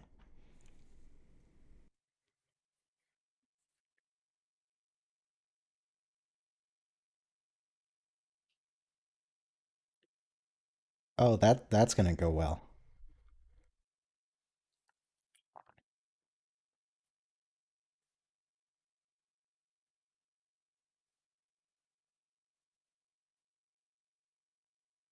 That is a dangerous tool to give to a child, or for a child to invent in this case.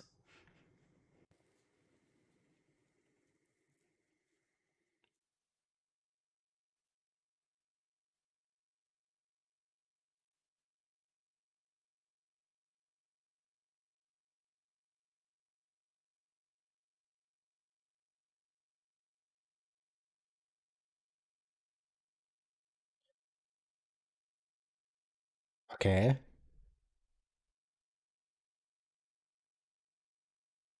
Is Tasha Yar gonna report this on her communicator? Or is she gonna let Jordy infect her before she reports finding him?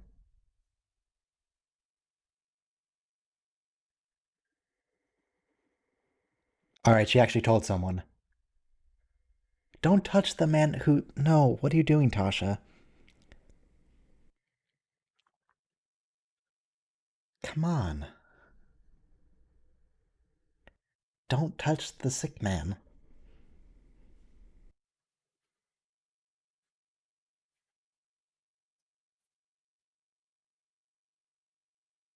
I'm just reminded of that if in that cutscene in Halo 2 where they meet the Gravemind, and the monitor of that installation is just yelling, and you know nothing about containment.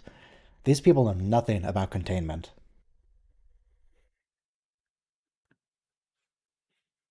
My goodness, Tasha.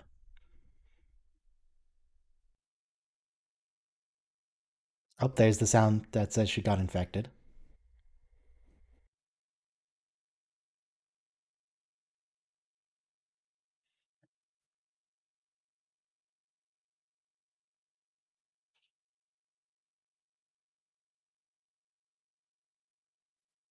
Are those windows scratched or is there something out the window? It looked like there was like foliage outside.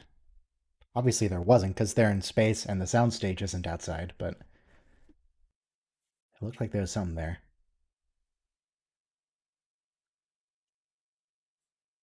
Reflections? Okay.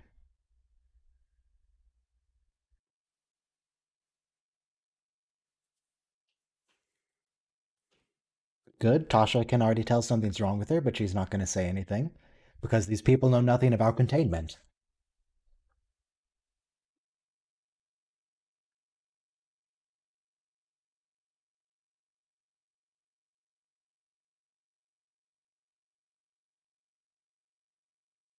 Don't be ridiculous. Reflections don't exist in the future. I wouldn't forget about reflections, they just don't exist.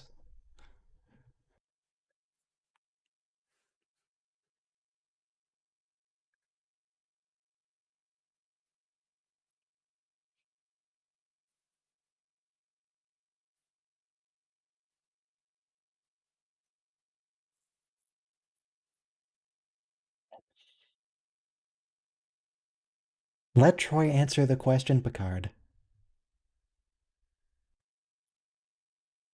No, that's an important question. Let Troy answer it. Does she sense anything weird from Geordi? Intoxicated, okay.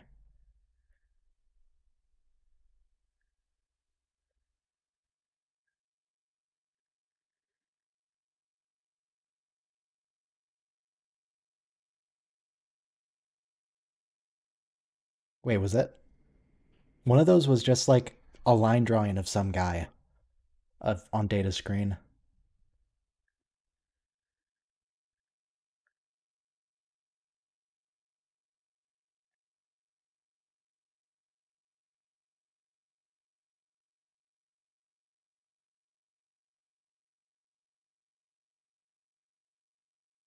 Data just laughed a little bit there.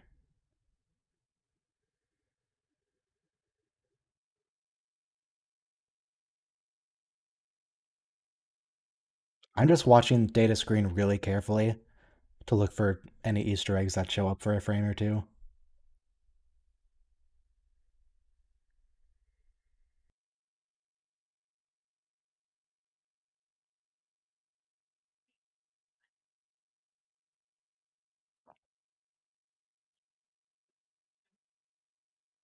Yeah, that the screens are just they do not look great here. They're just green.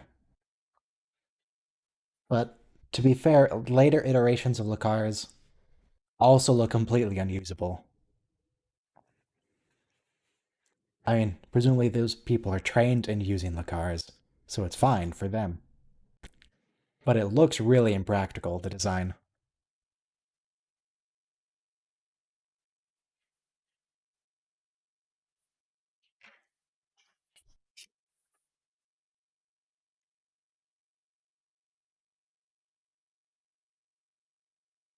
Yeah, they just talked about the TOS episode when they were looking at the screens here.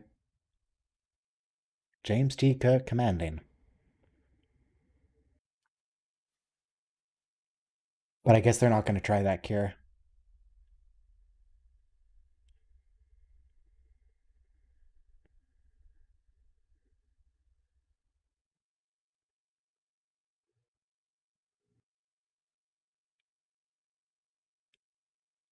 Does she? I don't think her clothes really match, at least not in the last episode. I haven't checked this one, but. Also, I've never seen Troy wear anything that Tasha has here. That was presumably from Troy's closet.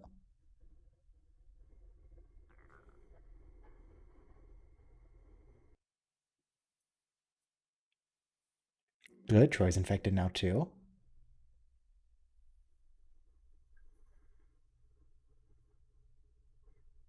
The ship's stores? Does she mean that in the sense of storage or in the sense of like there's a shop on board? I think they're talking about a shop.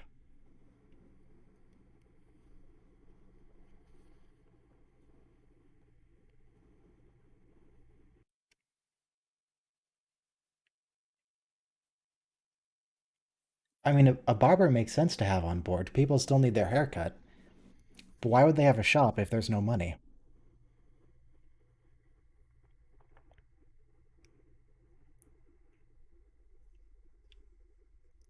It sounds like a quartermaster, but I don't know.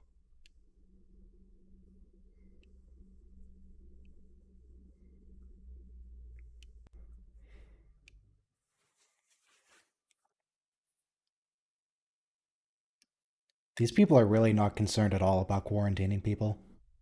The only person they've quarantined, unsuccessfully at that, is Jordy.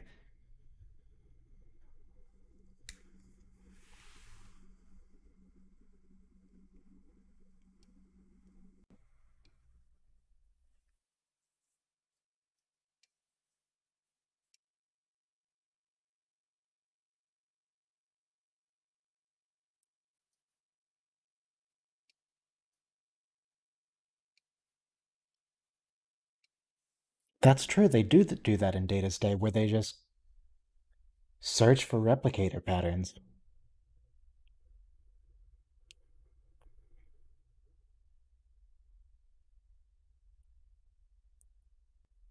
Okay, this is certainly a shot that a show can use. I guess that's their prerogative.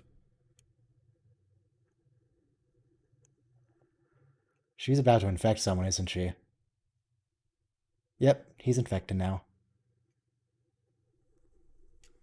Thanks, Tasha. Also, you're not allowed to do that. That is. That goes against so many rules.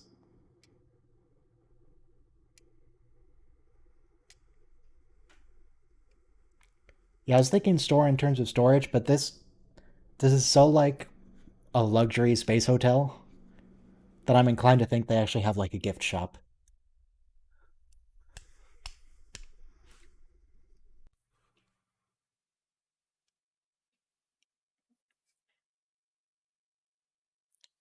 Tasha, you can't just assault people like that.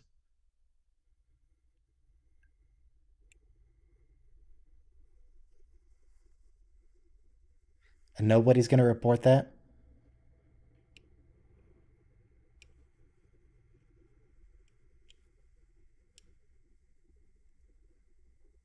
And infected.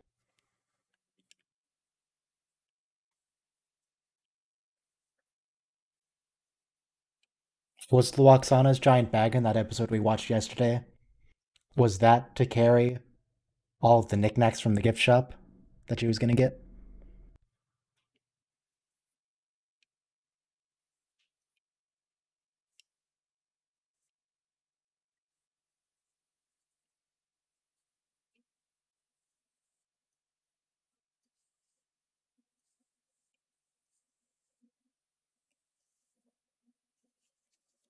Oh, there's a TOS sound effect.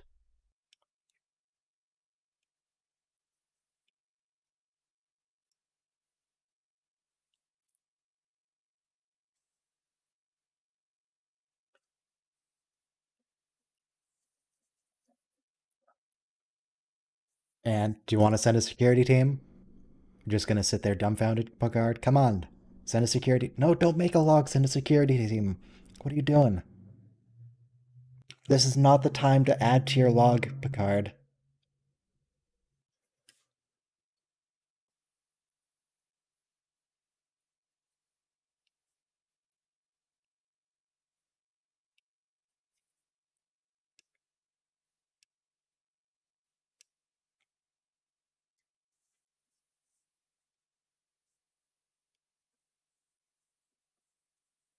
Yeah, the chief engineer deserves to be fired here.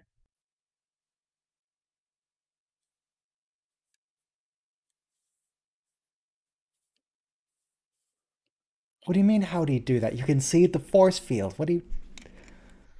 This. I don't know what to say about this episode. Before the stream started, I commented that this episode hurts my soul, and it's hurting my soul. Do they not know about force fields? We've already established that force fields are a thing.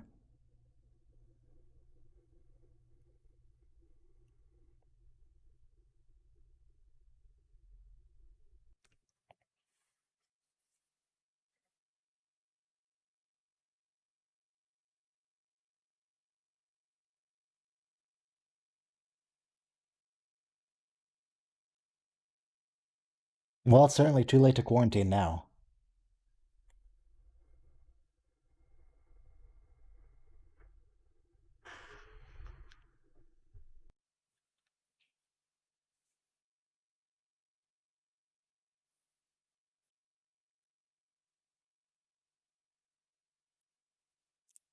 All right.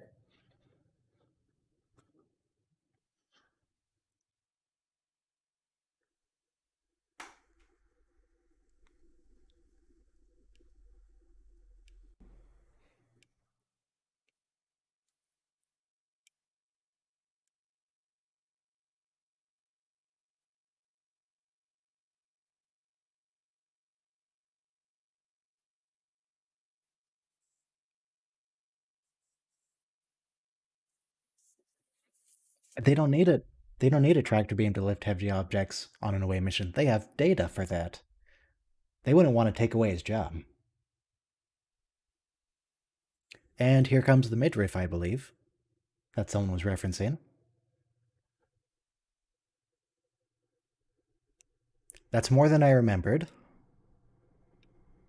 But, yeah. Maybe not a good episode to have before we firmly establish the characters. Maybe put this at the end of the season.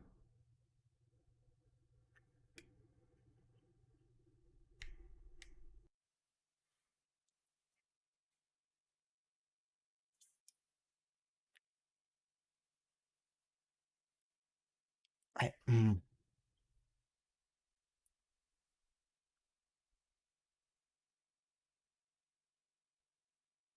Data, just do what you were sent there to do.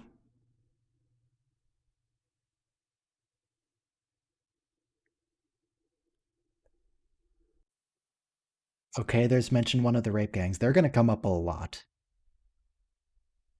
That's most of what I remember from Tasha is her citing those constantly.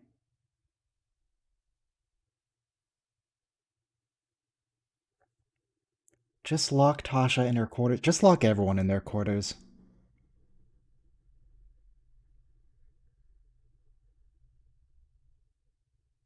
Lock everyone in their quarters, give Data control of the ship. Let Data assess what crew are infected. Once you've determined which crew are infected, give it like, I don't know, an hour. Then let the people out who aren't. So you can start fixing things. My goodness, these people aren't doing anything. They're just letting the infection spread.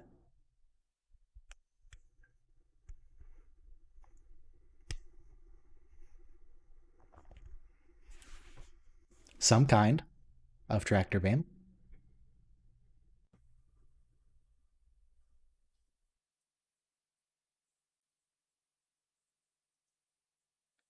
Yeah, Data's infected too, but he shouldn't be. Maybe the idea, because I think that in the end it ends up being like some weird version of water that's messing with people's systems. Maybe he's short circuiting.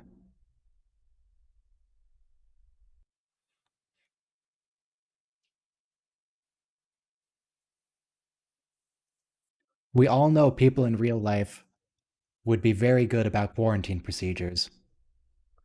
Clearly, we've established this. Therefore, this is unrealistic that people wouldn't be taking quarantining seriously.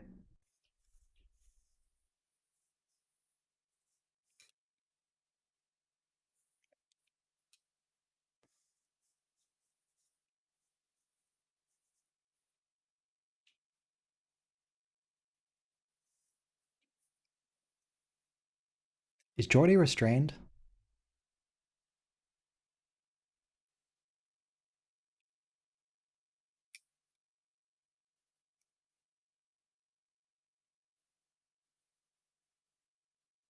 Okay, that didn't work. Good.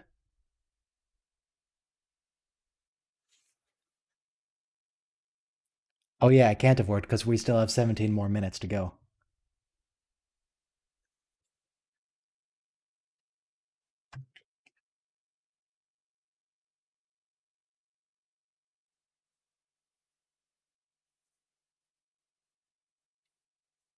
I hope she has a lot more beds for people to stay on, because virtually the entire crew's infected at this point.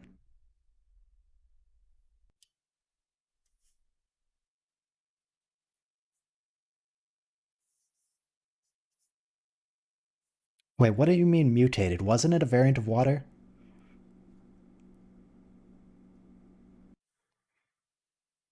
Yeah, Conundrum's a great episode. Conundrum's awesome.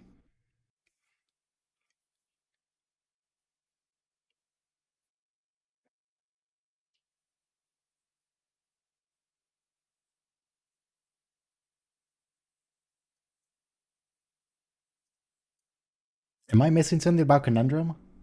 Where Data was affected by something he shouldn't have been? I might be forgetting something, but I remember Conundrum being really good.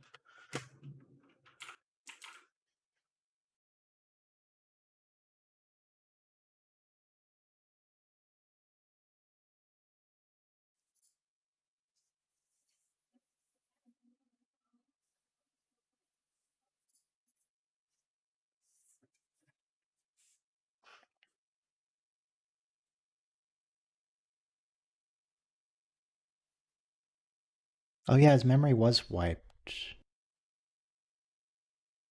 Yeah, that's right, it was.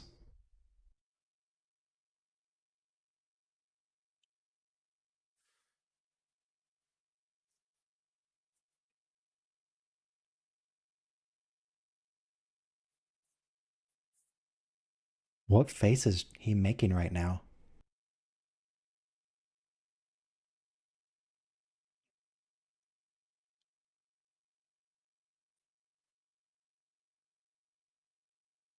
Oh, Wesley, don't phrase it like that. We don't want to have the talk with Captain Picard.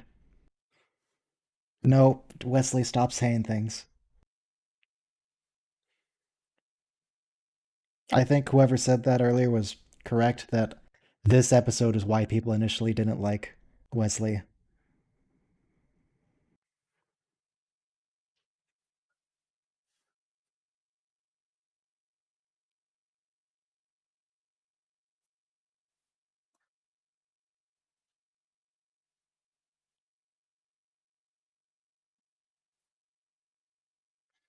I mean, Wesley might actually be able to tractor it out, but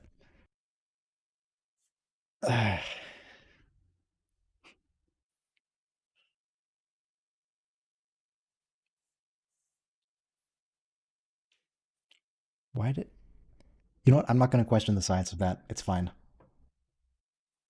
I don't actually dislike Wesley, but this is a bad episode to introduce Wesley in any significant way.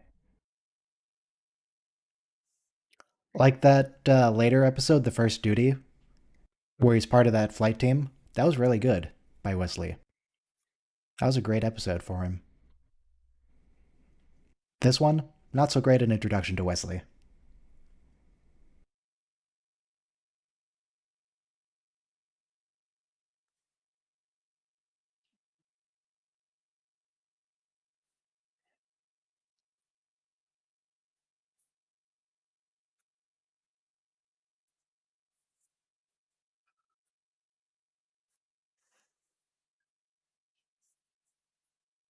Oh, they got a tractor beam. Wesley's going to do it.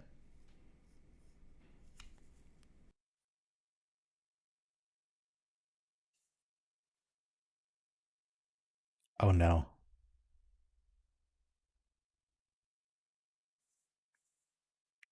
Why is Data happy right now? Did the infection give him emotions?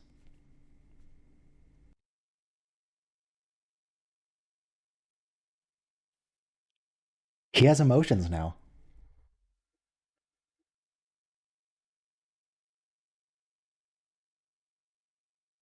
Maybe they could adapt this disease technology to give Data permanent emotions.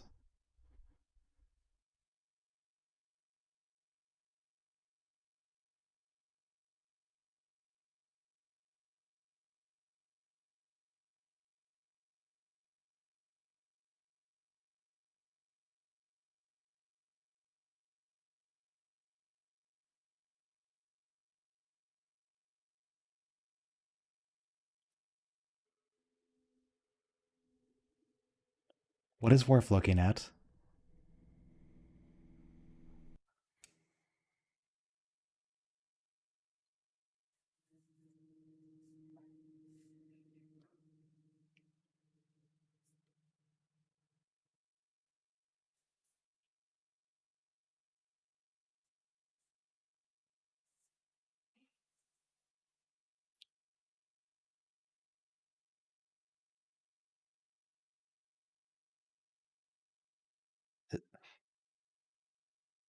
I have no commentary for this scene.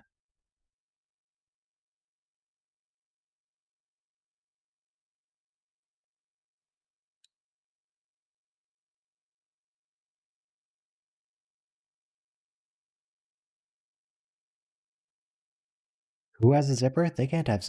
There is a zipper. You can't have zippers.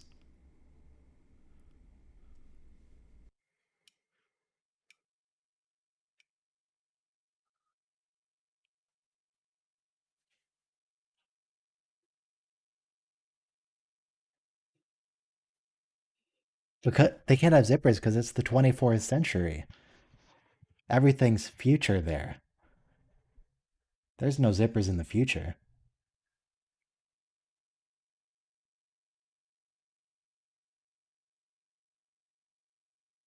I would rather not imagine that scene with Pulaski, thank you. No, there's no audio playing from the show for copyright reasons. So you do have to actually queue up your own episode. That's why links are in the description to queue it up for you. Oh, it's a neutron star now. Or a white dwarf.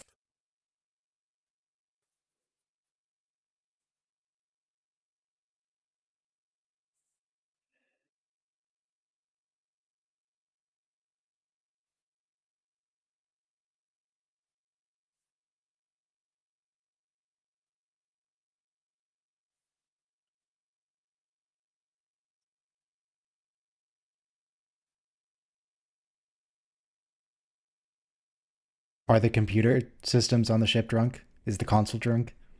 Is that why I can't do anything? No, see that this is a white dwarf or a neutron star. Data was talking about the anomalous chemical composition of brown dwarf stars.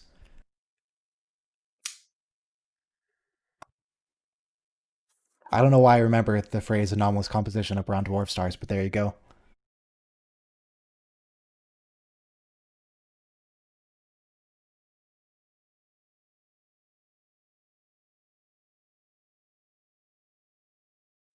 Yeah, I guess war's fine. Maybe Klingons are immune, but computer systems aren't.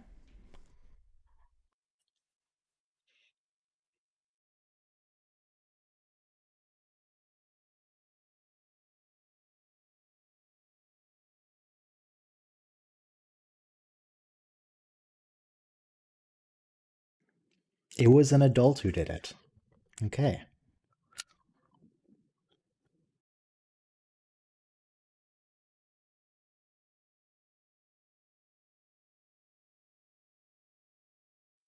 Yeah, don't worry about why they're immune. It's fine. We need someone to be able to solve the problem.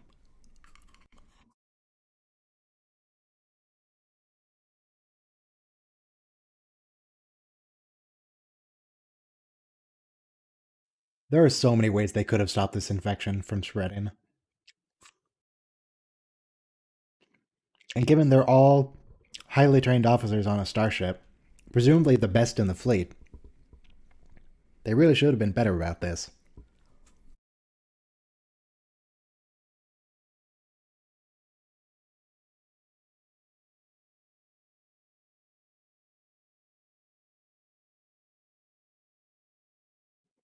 Okay, Riker is clearly touching data now. Will he get infected? Because Riker seems to be fine.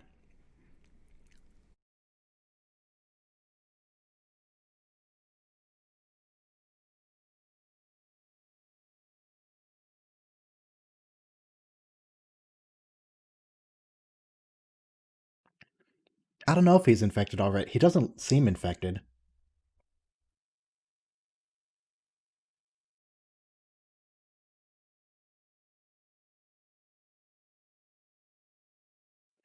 Oh, maybe?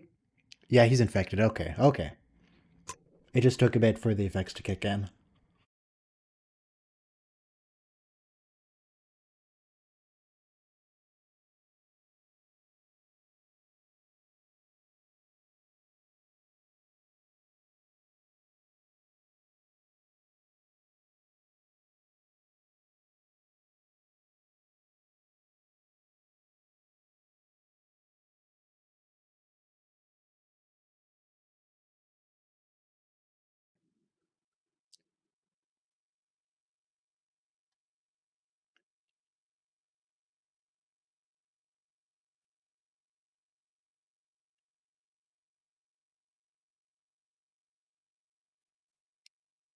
Do you have the cure or not, Bev?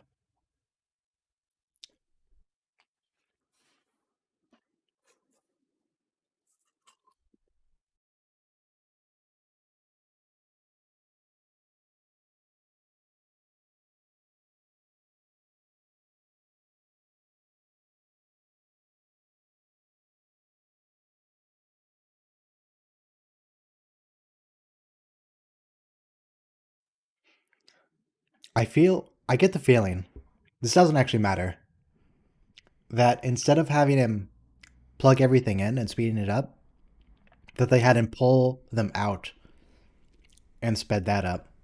Because if he was sticking them in instead of pulling them, then he might have missed a slot and they'd have to redo it.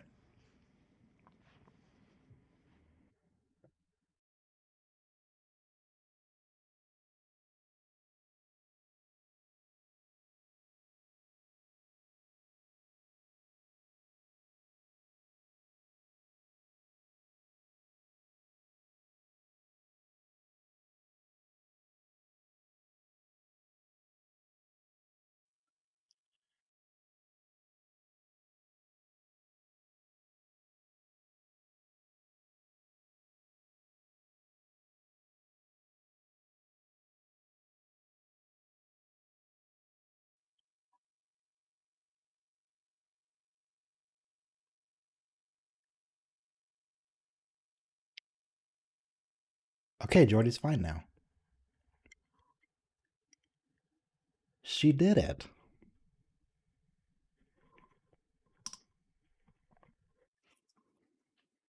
And it wasn't entirely Jordy's fault. They really should have quarantined everyone who came back from the away mission.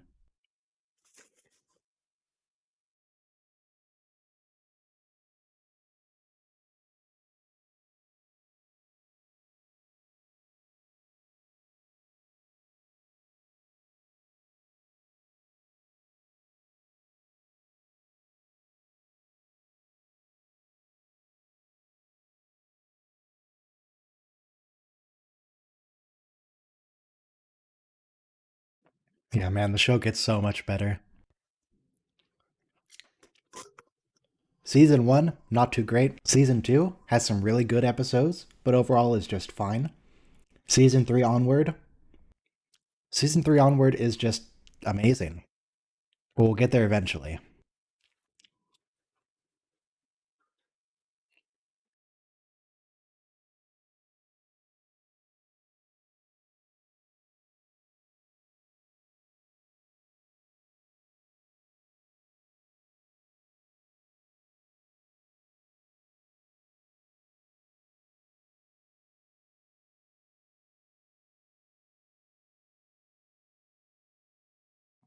Yeah, season 7, it seems like we're kind of running out of ideas with season 7.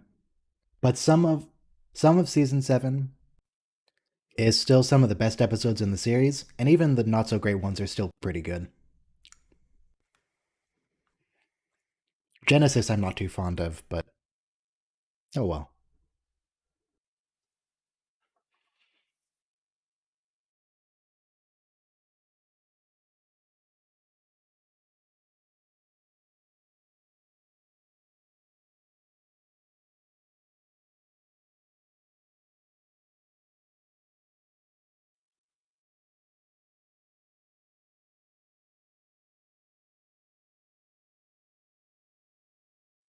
Yeah, Parallels is in season 7.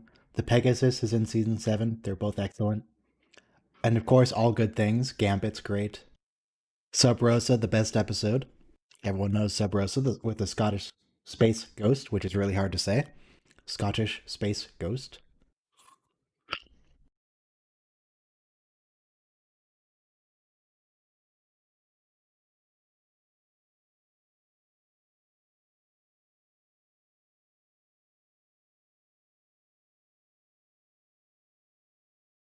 Now they're going to pretend it never happened? Yep, it never happened.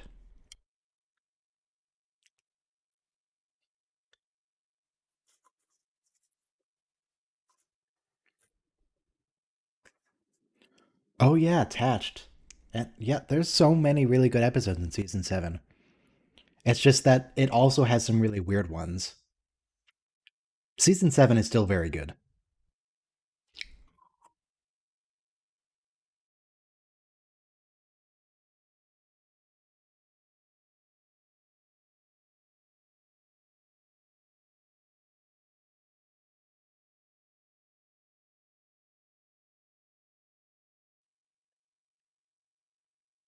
Ah, the dramatic, heroic music.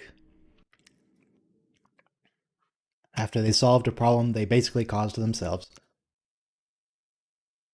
All right, that was episode 3, which is probably my least favorite episode of season 1. So it's all uphill from here.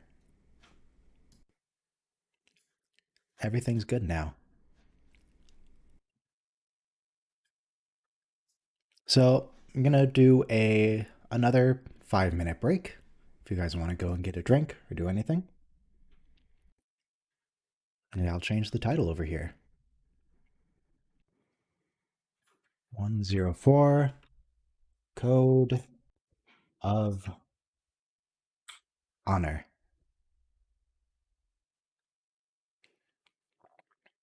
And adjust that to the side. I mean, okay.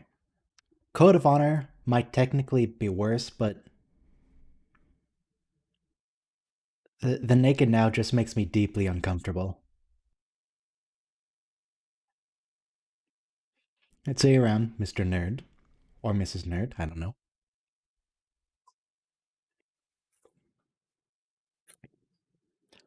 Code of Honor is uncomfortable in a different way, but it feels easier to make fun of, whereas the Naked Now just makes me uncomfortable.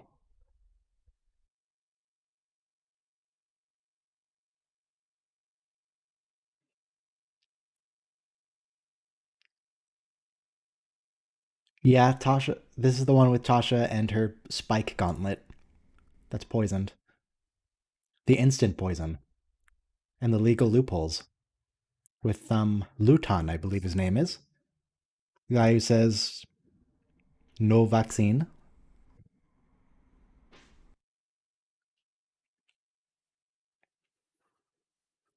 I want to, while we're waiting for the 3 minute timer, I want to look up the Luton's actor. Let's see. TNG Code of Honor.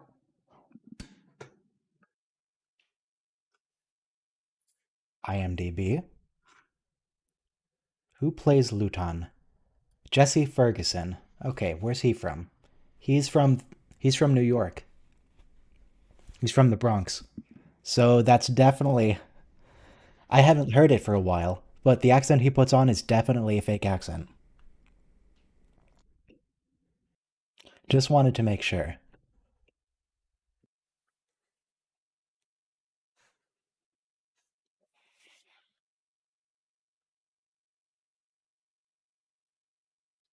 Yeah, I'm gonna try. Oh, I forgot to put on the jazz. There we go. I'm gonna try not to talk too much about the racism aspect. Gonna try and focus on the story itself and whether people are making really weird decisions or really good decisions, which probably isn't gonna happen in that last part because it's season one. And good decisions just don't seem to be a thing in season one.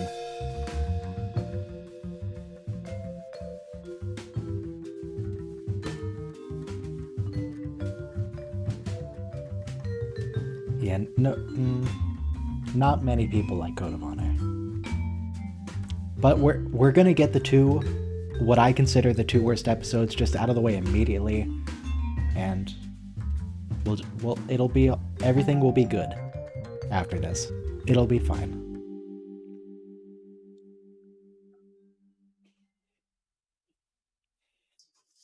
I always forget the jazz though.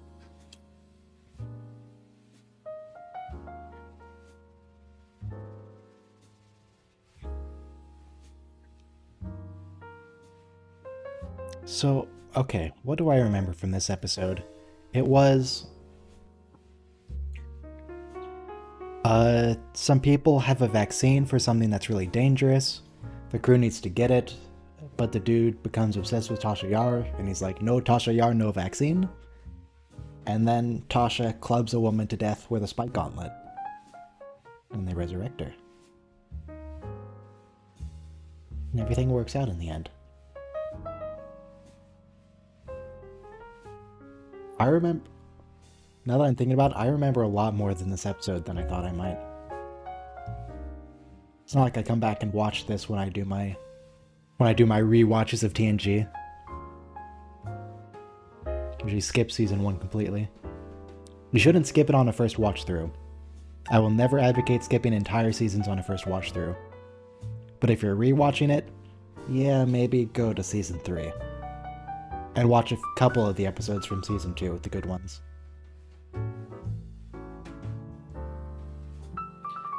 We're about to start in 5, 4, 3, 2, 1, go.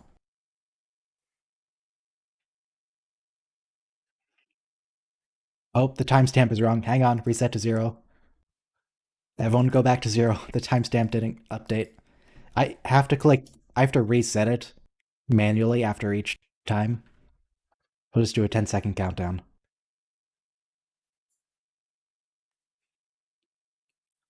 All right, restarting. 8, 7, 6, and 3, 2, 1, play. All right, now the timestamp's correct. Everything's fine. Nobody panic. It all worked out.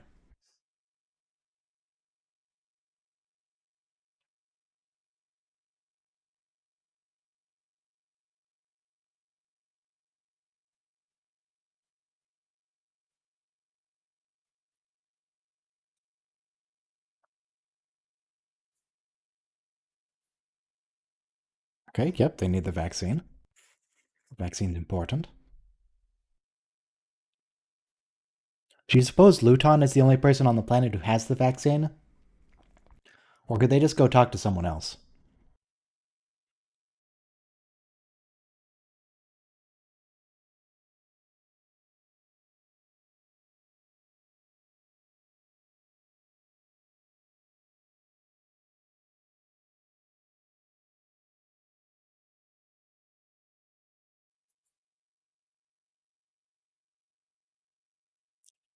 Now, just keep in mind, the leader of this group, Luton, is from the Bronx. He's from New York.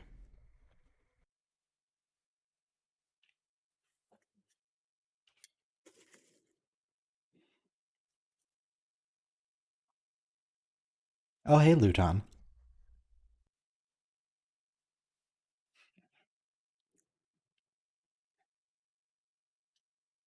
There he is.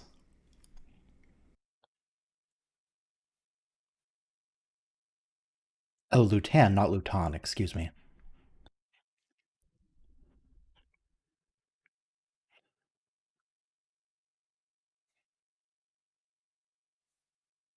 They can have X-Men symbols wherever they want. They have an X-Man in here.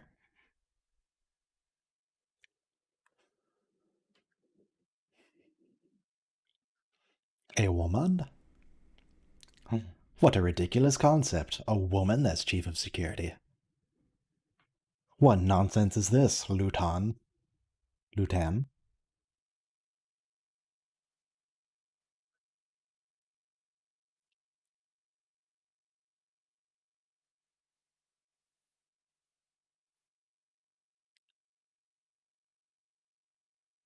What's he wearing on his necklace? It's obviously a gem of some sort, but I mean not a real gem, obviously, but still.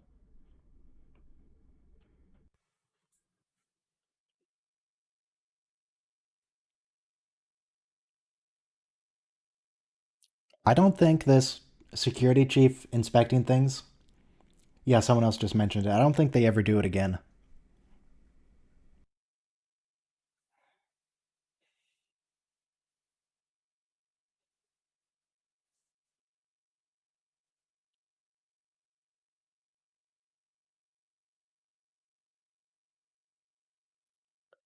So it seems like they're transporting back. Are they going to take the carpet? Are they going to roll it up, or do they just transport it unrolled and then roll it up when they get home? How does this work exactly?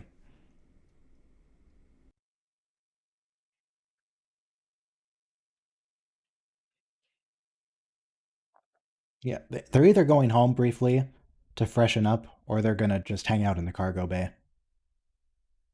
Also, why did they meet in the cargo bay? Or the shuttle bay, or wherever that was?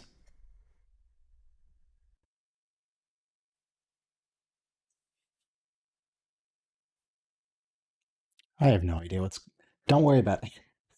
Just I just need to try not to think on the details here.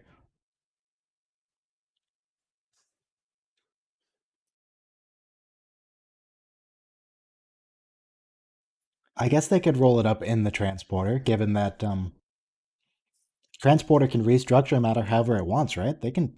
I guess they could roll it up that way.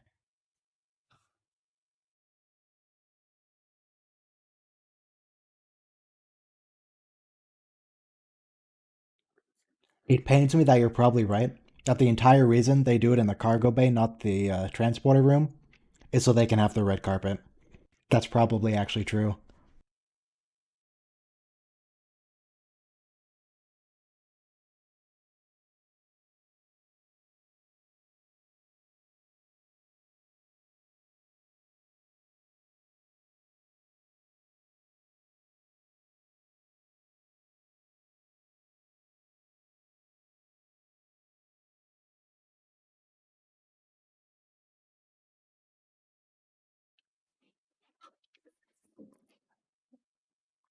All right. Where? Oh, nope. They're getting gifts. Okay. So they just have horses on their planet? They just straight up have horses?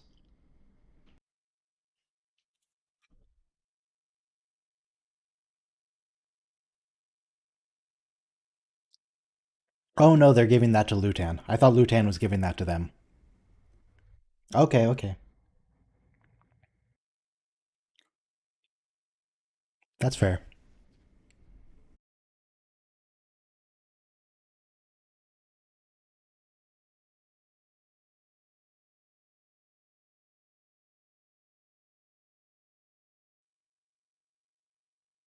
Do they even have starships? Are they warp capable? They have transporters.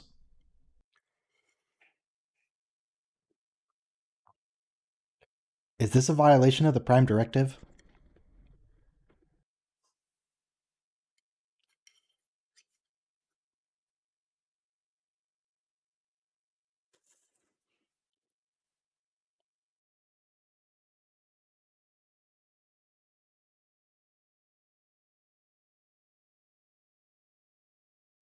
The clapping, I assume, is just going along with their culture.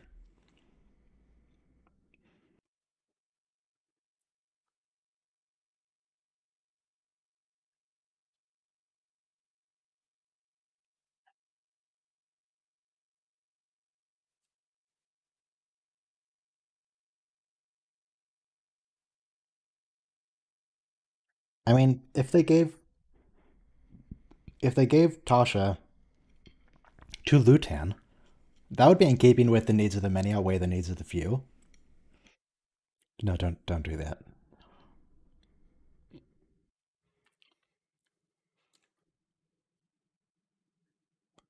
Ah, it's true. It's something the Federation needs, therefore, no matter what they have to do to get it, it's not a violation of the Prime Directive, because they want it.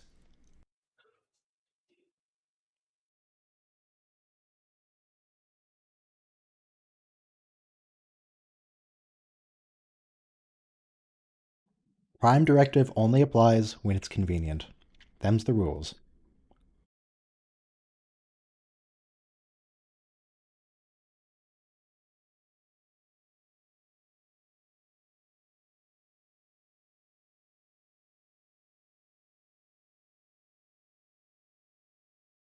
I still don't understand why she needs to put on the why she needs to put on the separate outfit for this.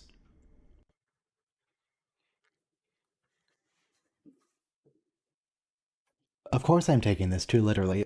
I have to comment on something. I can't just sit here and let the episode play. And this is an episode I have to make fun of contractually.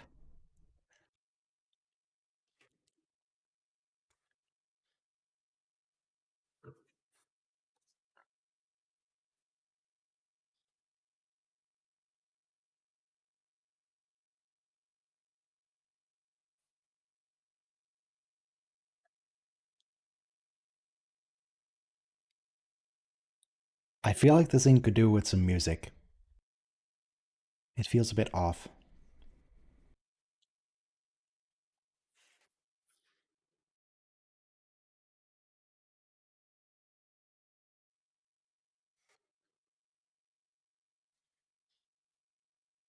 Go on. There we go.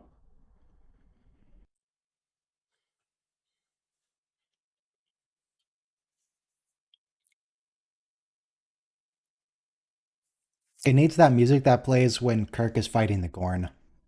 That'd be perfect.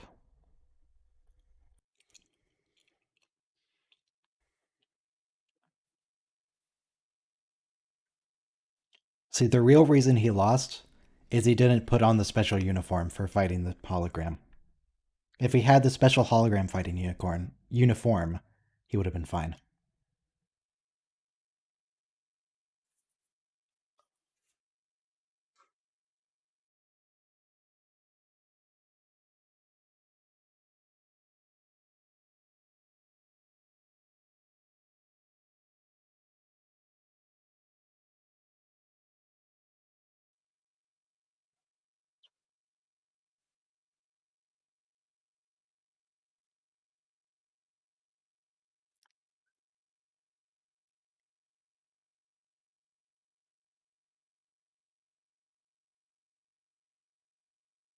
I noticed the red alert sound effect is sped up here.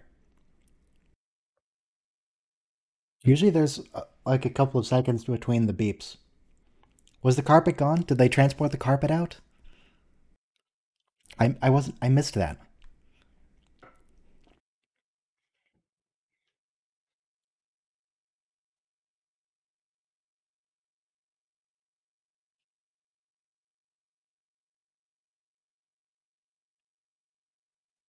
Why'd they get rid of the carpet? How could Lutan walk in the cargo bay without a red carpet? It was integral.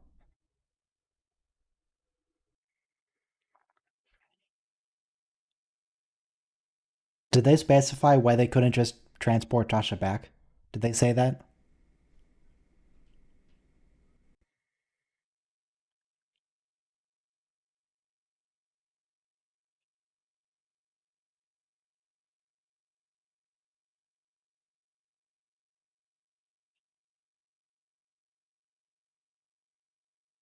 They can't find her, but surely she's wearing her communicator. That's the whole point. They're easy to track. That's what it's for. Well, and communicating.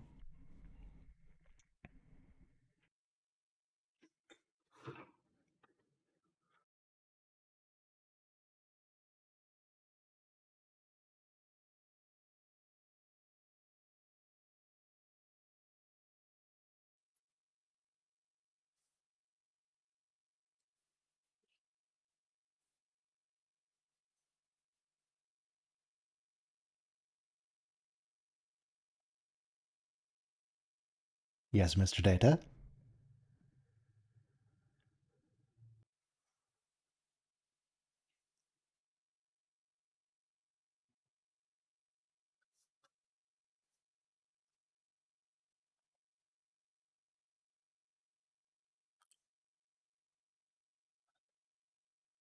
They still have the vaccine, don't they?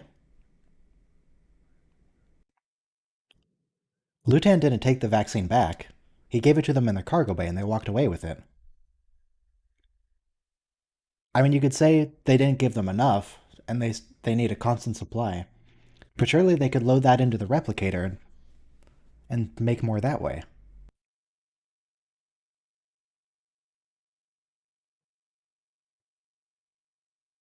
Of course it can't be replicated. That would be entirely too convenient.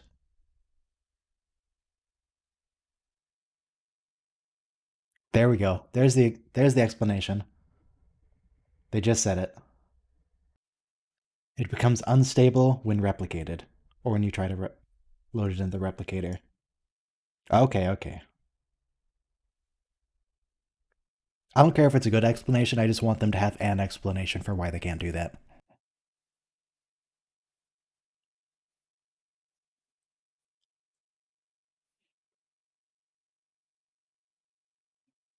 See, I was just thinking with Lutan says, no Tasha, no vaccine. It's like, okay, sure. Here's your vaccine back. We totally didn't replicate it. Now give us Tasha.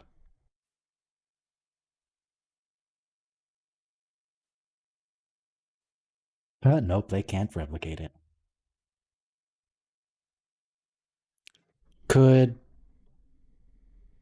could Dr. Crusher just analyze it normally and try and replicate it? I mean, it can't be that complicated. They're not even that advanced of a society. The interesting thing to remember about the society on this planet, even though it doesn't really look like it once you get to the surface, they are technically more advanced than our society. Because they have things like transporters and interstellar communication.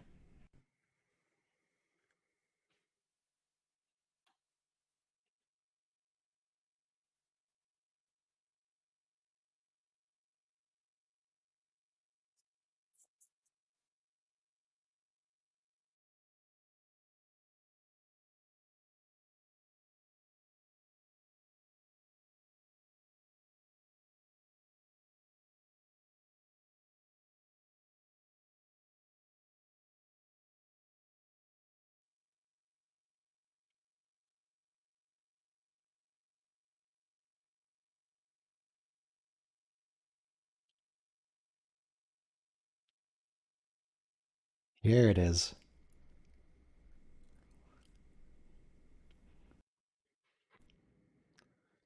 See, Picard, notice you use the past tense there. It used to represent civilization. Apparently, French is dead in the future, Picard. You gotta learn to accept that.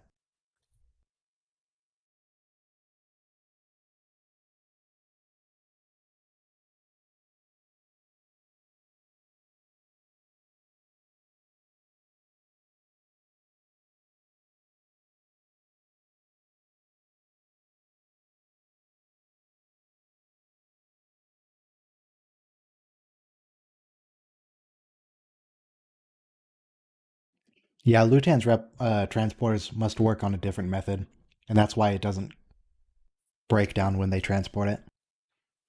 It works. Well enough, at least. It's no big deal.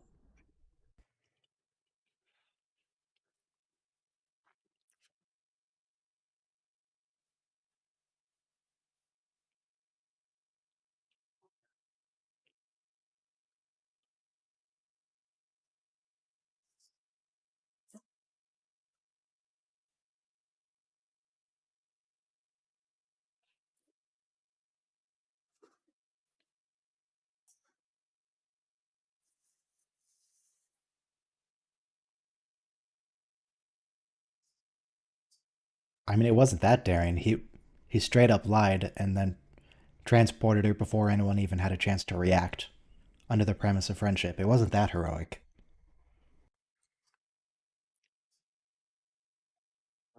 I'm not sure I would consider it daring and bold, but you know what? You do you, Lutan. It's fine.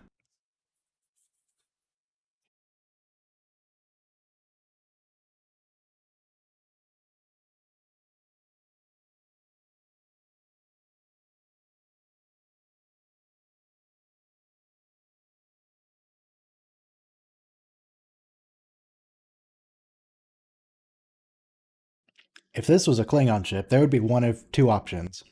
One, they would write the officer off for dead, because they don't care. They would say that officer was foolish or weak to get captured like that. Or they would nuke it from orbit.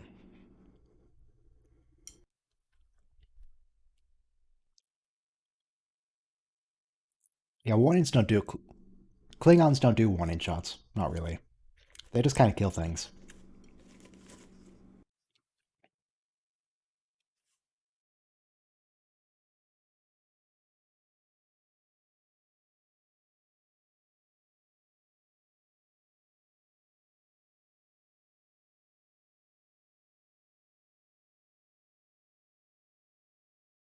Good game is what would insert species do? What would the Romulans do here?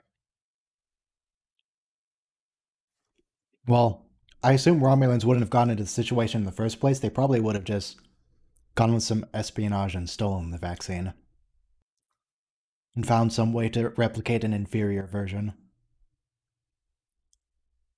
Good or better version if they could, but more likely an inferior, based on what the context of the episode is.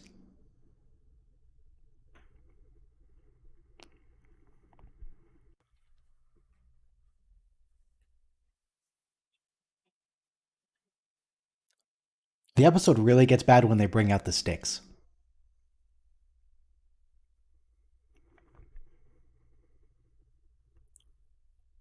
When they bring out the sticks, it starts getting painful to watch.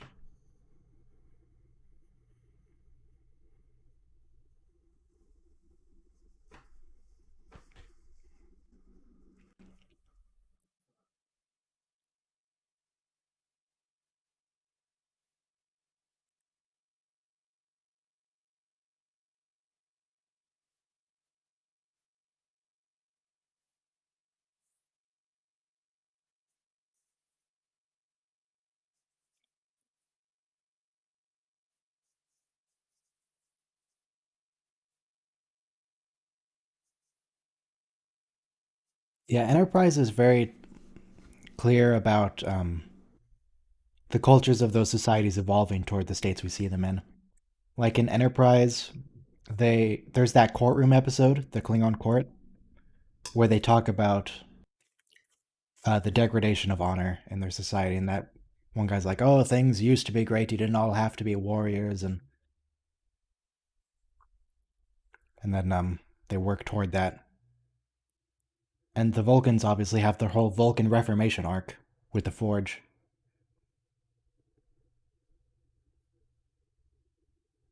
Which, by the way, that Vulcan Reformation arc, those are probably my. Those are really just really good episodes overall. They're fantastic. The Forge, Kirshara, and I think there's. I forget the name of the other one. Here's the sticks. We got the sticks.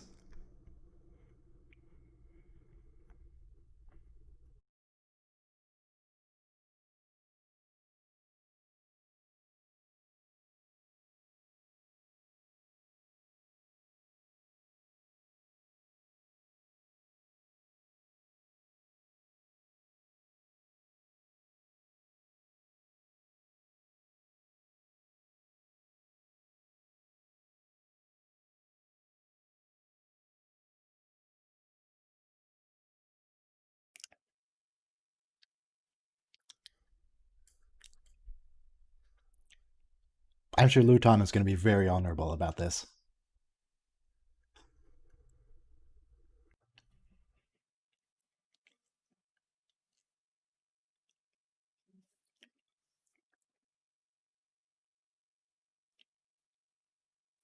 Okay, maybe that's why they were allowed to contact these people, even though they don't seem to be warp capable. Because I think there's an exception in the Prime Directive where if they contact you first, then that's all fine.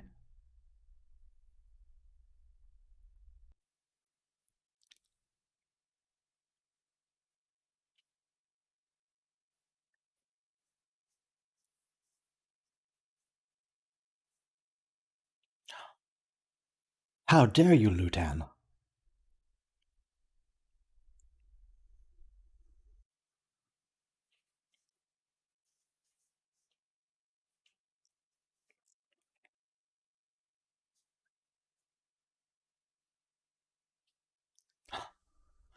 No woman has challenged supersedence for over 200 years.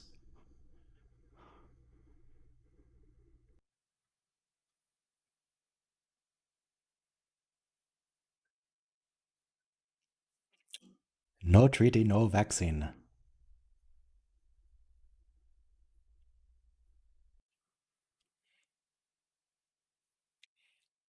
Everyone loves exposition.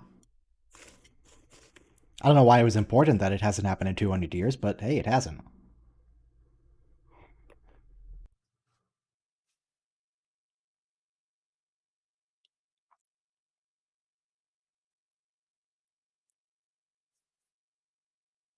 Doesn't she get a choice of weapons, or is she forced to use the spike gauntlet? Because I don't think she's trained in spike gauntlets, but she might be trained with like a stick.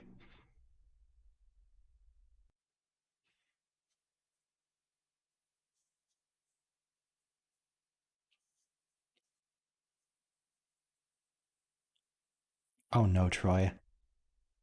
Troy. No.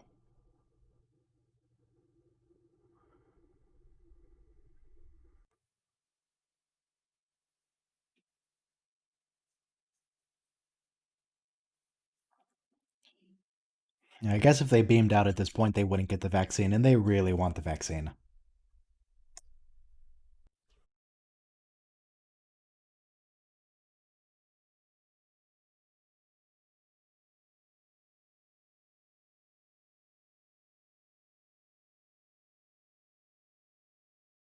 Yeah, the really uncomfortable exchanges between the women on the show, that's not going to stop till like season 3.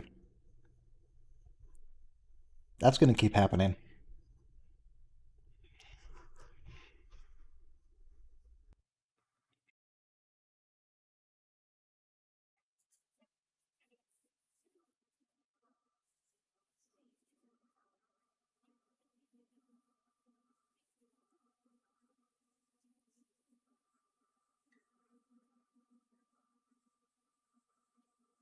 Oh, good.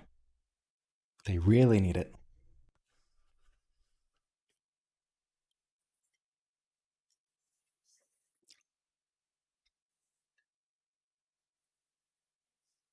It's like season two has that episode, I think it's season two, The Child, where Troy gets she gets impregnated by an alien. And then everyone on the ship is like, "Hey Troy, we're going to give you an abortion and you don't have a say in it. Is that cool?"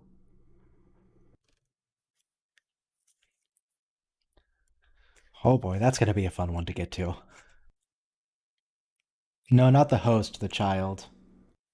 It's the one where Troy gives birth to some alien kid and then, I mean, they find out he's an alien and then he leaves.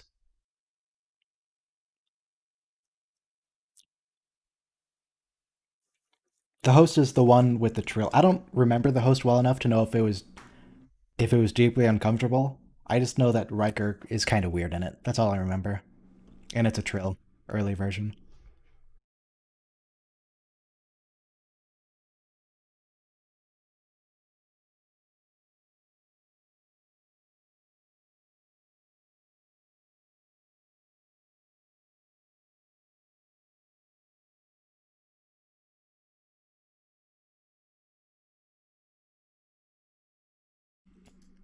Doesn't the Trill Riker in the host try and have a relationship with Beverly? Doesn't that happen? Or with someone on the ship? Yeah, this is going to be a regular thing. It's going to be the same time, 3 episodes of TNG every Friday, and 3 episodes of Deep Space Nine every Saturday. So tomorrow we'll have another. That's Deep Space Nine. Oh,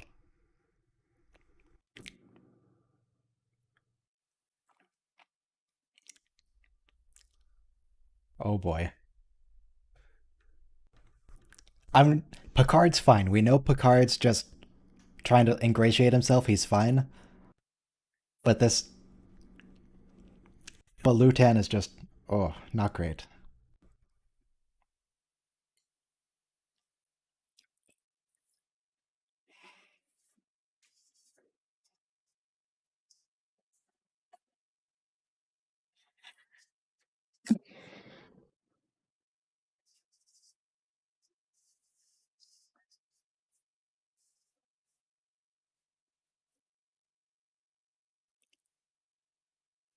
Is that like a laser shaver? Because he's not actually touching it to his face.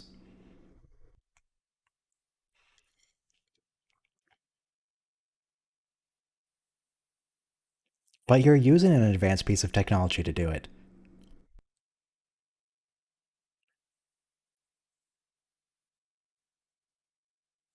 I don't get it.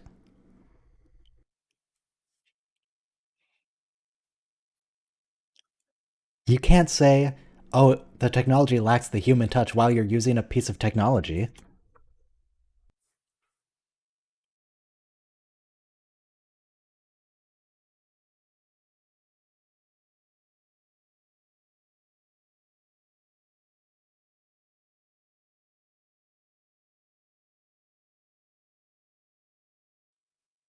That would be very convenient, but oh well.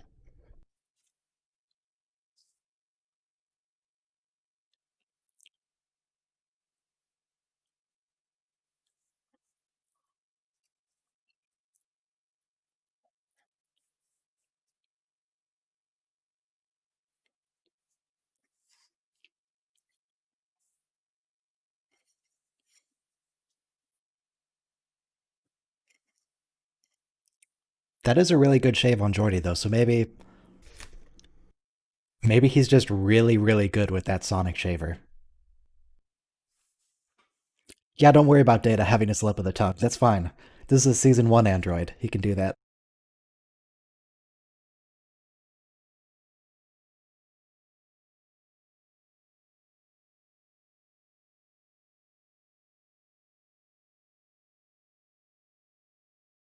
He can also use contractions on occasion. It's fine. They'll fix it later.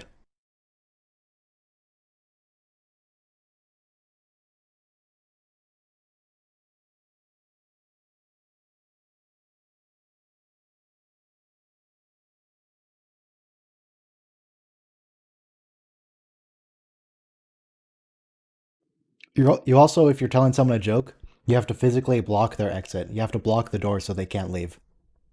It's very important. If they try and cover their ears to not hear the joke, just pull their arms down. Keep telling it.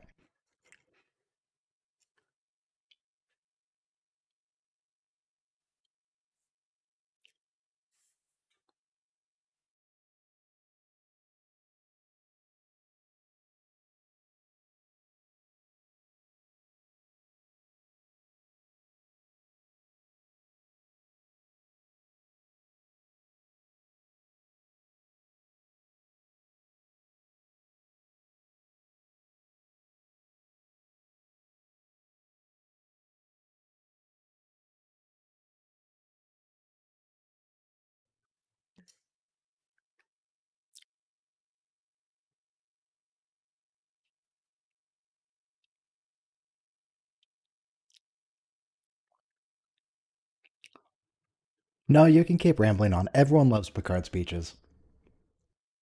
Picard speeches are great.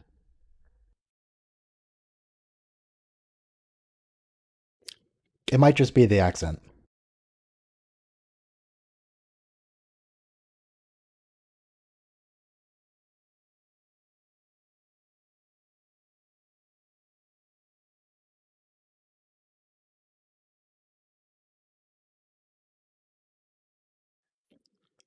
Who is that? Who's he talking to? I do not recognize that voice.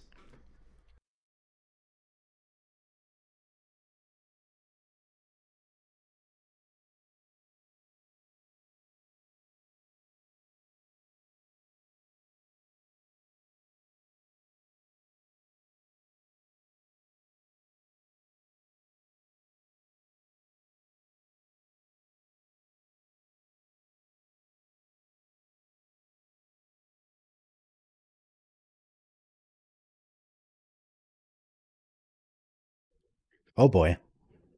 We're doing it again.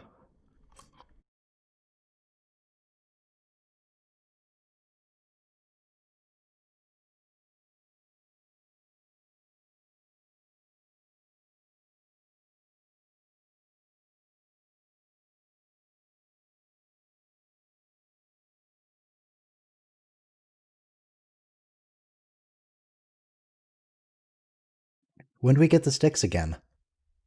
Come on, someone should be in there playing the sticks.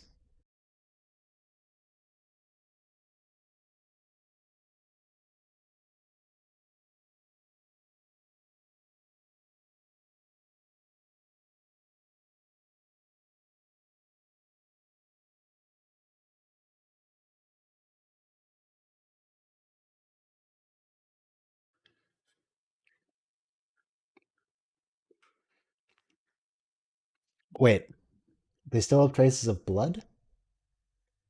I mean, I guess that could happen, but the last contest was 200 years ago. They haven't claimed them in 200 years?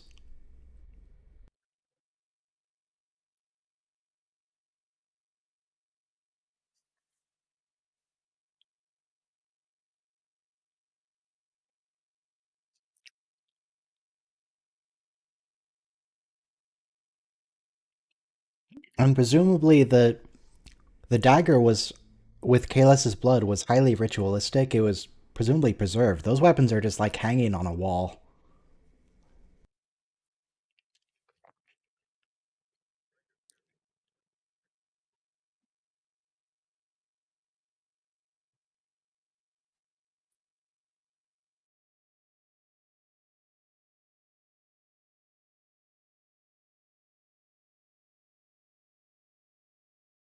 Yeah, it must have just been a different kind of contest within the last 200 years.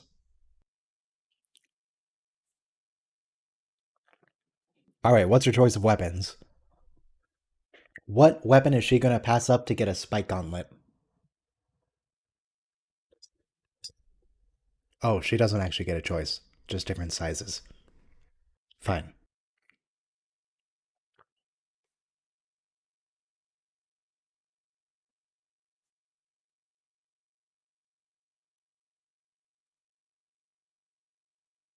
This looks like something that would show up in Gladiator.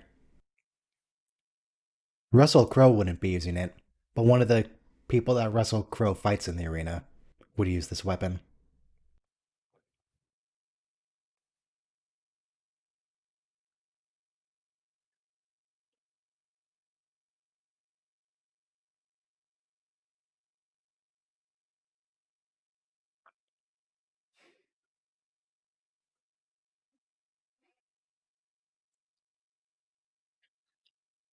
Okay, but why the torch?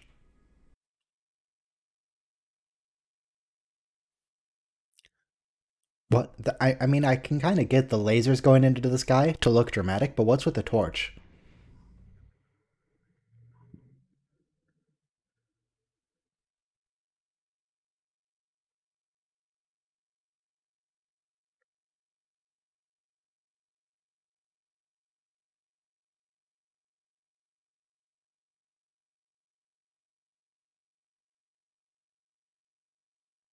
I guess the ship's not really doing anything right now. He can be at ops. Nothing's going on. It's all on the planet.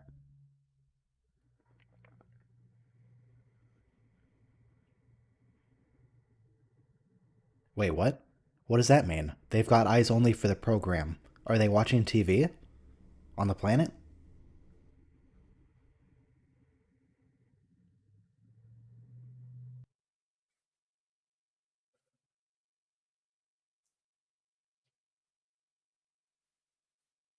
Oh, we got the sticks again.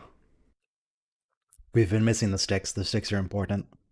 They're an integral part of the episode.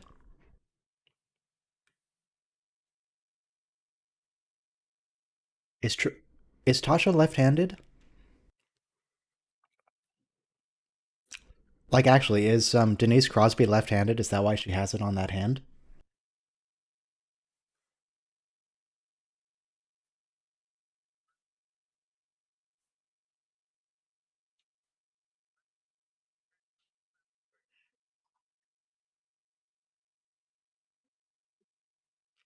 I mean, we could use a quick refresher on the rules, especially since you have guests who don't know the rules. You could just give the basics like don't leave the arena or you die.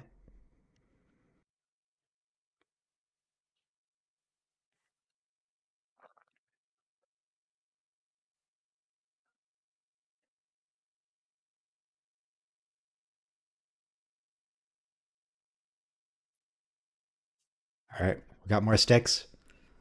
I noticed that the sticks had stopped for a bit, and I was really disappointed.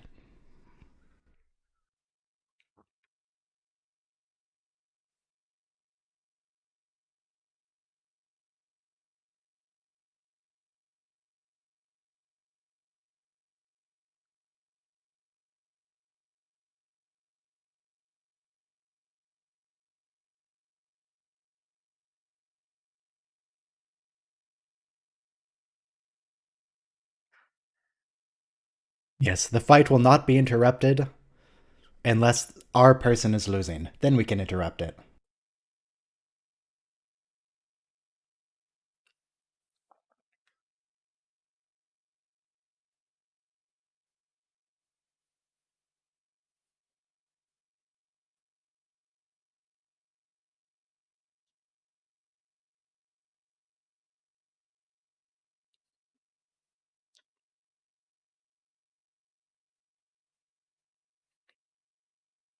And her outfit is really shiny.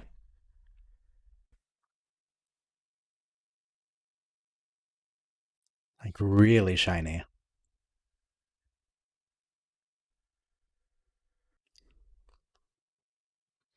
Of course, he had to tell her to be careful. She's a woman. She wouldn't have thought of that in a fight. This is the 80s. Only men know how to fight in the 80s.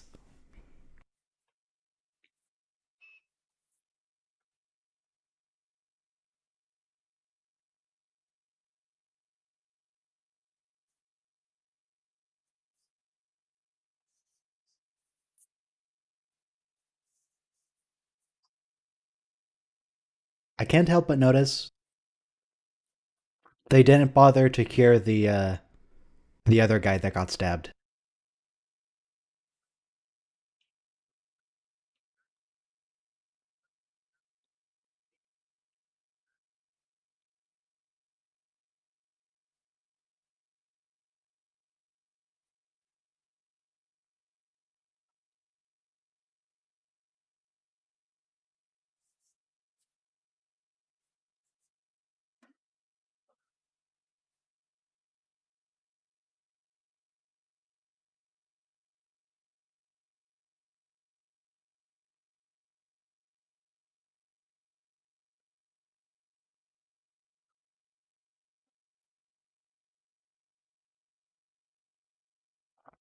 They did have to demonstrate how deadly the poison was.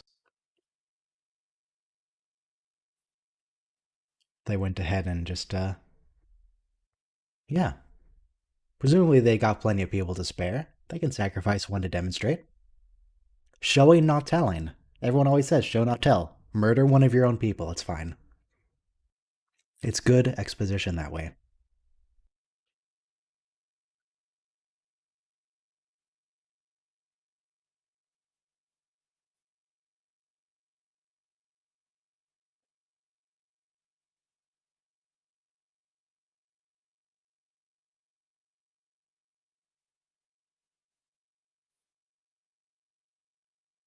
Yeah, alright, manslaughter. That works.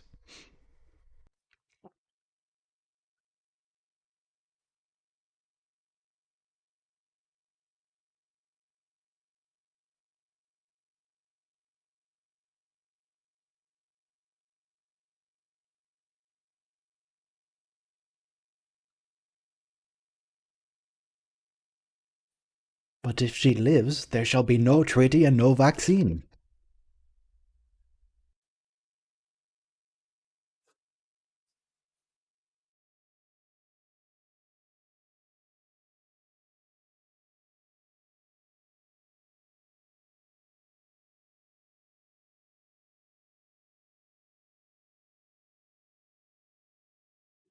I'm curious when they worked this out with Lorena. Because it seems like Lorena was in on the plan, but they never talked before the fight, really. So I assume this is something they just talked to her about after they resurrected her.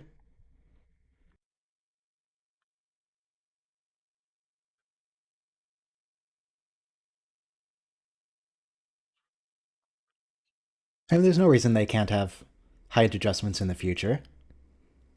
How much could you really improve it? You might change the exact mechanism, but they need to go up and down for people.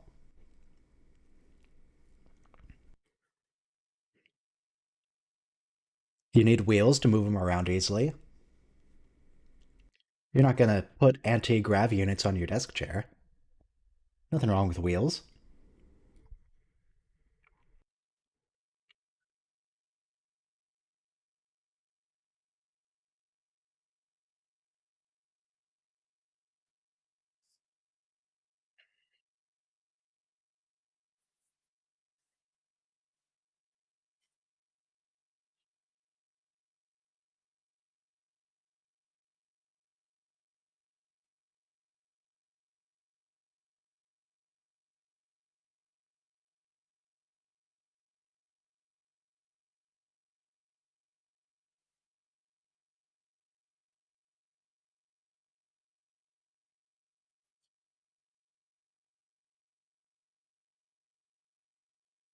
Oh, warp 3.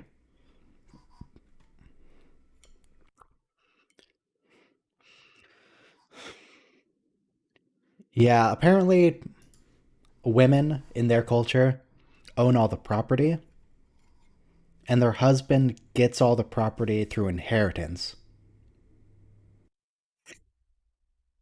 So when she died, he got all her stuff, but then she survived. But apparently, her dying doesn't nullify her property ownership if she's resurrected, it just nullifies the marriage agreement.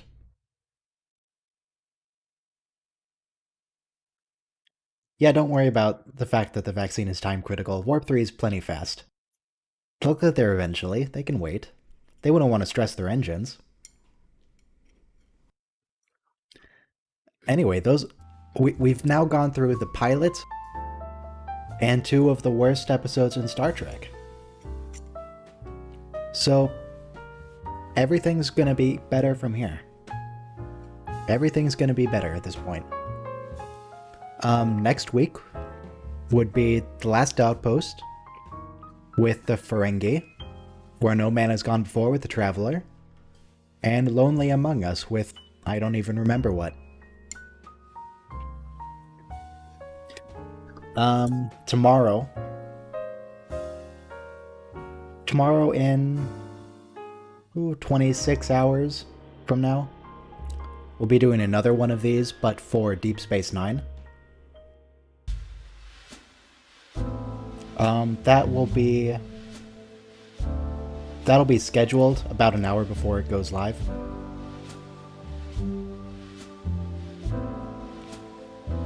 So tomorrow we'll be doing, what's the first episode called?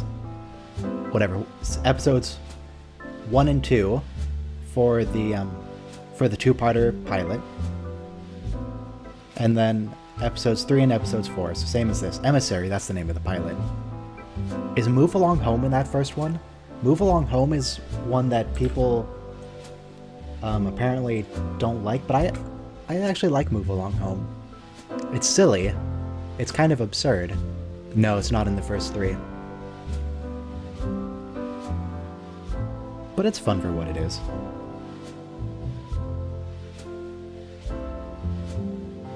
Yeah, it is a bit slow.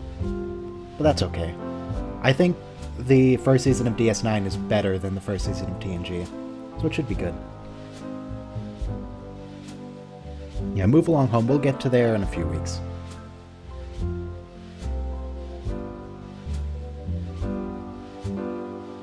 Yeah, the emissary from TNG.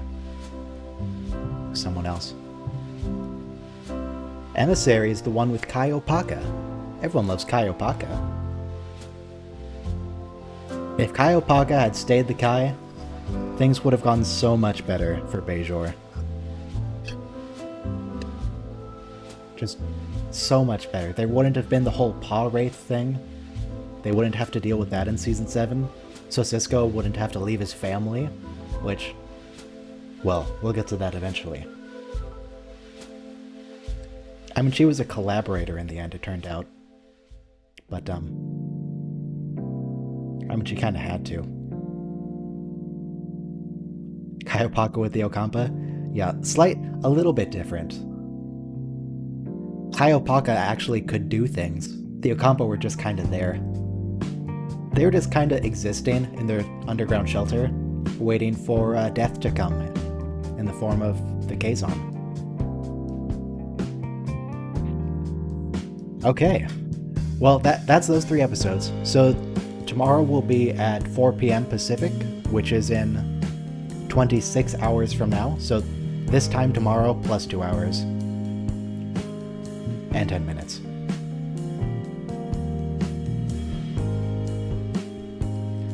Kai Wynn is perfect expression, self-deluding, sociopathic.